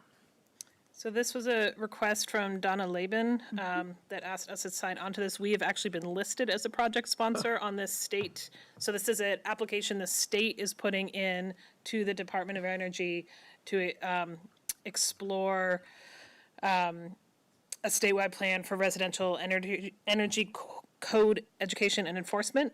I think this is very much aligned with the council's policy to date. So this is just your formal action to consider signing on to that resolution and authorize Helen to sign on your behalf a letter of support. Okay, so there wasn't a letter included, so it's just I didn't see a letter that Helen would There sign was in here. not a letter in your agenda. There's a letter that Helen or Donna sent over on Friday. Okay. Is that how that happened, this one? This Yes, I think Futures? so, She yeah, sent it to you? yeah. To Mr. Fazy. Yeah, it just basically says we support Okay. their application. So is there a, would you like to read it? Do you need to read it? Anybody? I would probably abstain, only because I'm not familiar with any of them. We don't Not really familiar with- have abstentions, do Is we? that, Well, if you vote, yeah, you could, we have abstentions. and it's not because I don't support it, I Okay. don't feel as though it would be prudent for me to say one way or the other without being a little Alrighty. bit more familiar with the bill. But I don't want that to hold anything up. Well, they need it by the 25th, so. Well, you could just have a vote with, Yes, okay, Passes so four to are those, who? Yeah. Okay, so. I'll make the motion. Make the motion so I can sign this and we That- can get it done. We support an application to the Department of Energy for funding to develop a statewide plan to get a residential energy code enforcement system. I second. Any further discussion? All in favor, signify by saying aye. Aye. Aye. And with one abstention because of not familiarity with this, yeah, okay, great. So it passes, and I am signing it as I speak. There we go. thank you. Now we move on to, I'd entertain a motion to convene as the South Burlington Liquor Control Commission. So moved. And a second, all in favor? Aye. So we are now the Liquor Control Commission, and we've got, I don't know how many, a gazillion. You know, this is part of the. It's cool, because we don't. You know? The fun part. We authorize the beer, we don't get any beer. So I just know. by a few sentences on orientation here, and our city clerk is online as well. She is the one who oversees this process. So the council's role, how this community has handled the Liquor Control Board before is as applications come in, we review them against tax records, around permit records, and against public safety records. And if they are clear in all of those things, they come to you for approval. If there are any that are flagged for any of those reasons, we would flag them for you. But unless you hear otherwise from me, being on your agenda means that they are cleared all of our internal review. And there's a whole new process this year that Donna can explain to you. Donna sent us a letter outlining it. That went to everyone. Yes. Do you recall reading? Okay. Thank you, Donna, that was helpful. I don't recall seeing it. Oh, we got it yesterday, day before? In your packet, I think it It's in the packet?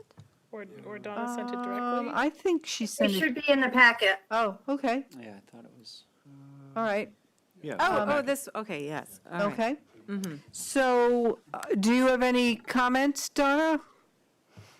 Or No, thoughts? it's just that it is a new system. You're used to getting, everything was done on paper, Yeah, and you saw a lot more data than you used to see. And the state has now gone to an online system, and they've taken over the fact that someone can't skip something on an application, which sometimes you as a liquor control board would catch. They can't go through the steps and process it and submit it until they've answered everything. So the state's kind of eliminated them forgetting to fill out a section. And then the state has taken over some of the follow-up that we used to do. So they've, like, whether they took the liquor control courses, if it wasn't outlined before, you as liquor control board might say something and deny it, the state has taken on that responsibility. So really, your role as reviewers is less than it used to be, which is nice. yeah. Are there any fees? Do they pay for a liquor license? It depends. A second class will pay $70 to the city. A first class will pay $115. A third class pays nothing to the city, and outside consumption pays nothing to the city. Do we get to keep that even though it's now automated by the state in a sense? Yep. Yep. Oh, good. Raise the prices.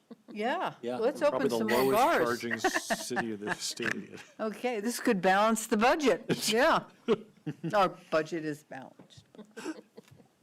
Okay. Thank you. So I would entertain a motion to approve all of the listed first, second, and third, I think, yeah, and third class licenses So As moved. presented. as presented, yeah. Got a motion and a second. Is there any questions or concerns or anything? All right, all in favor signify by saying aye. Aye. Aye, okay. So that's pretty much it for today for the public to be watching us anyway. We're going to, there's no other business?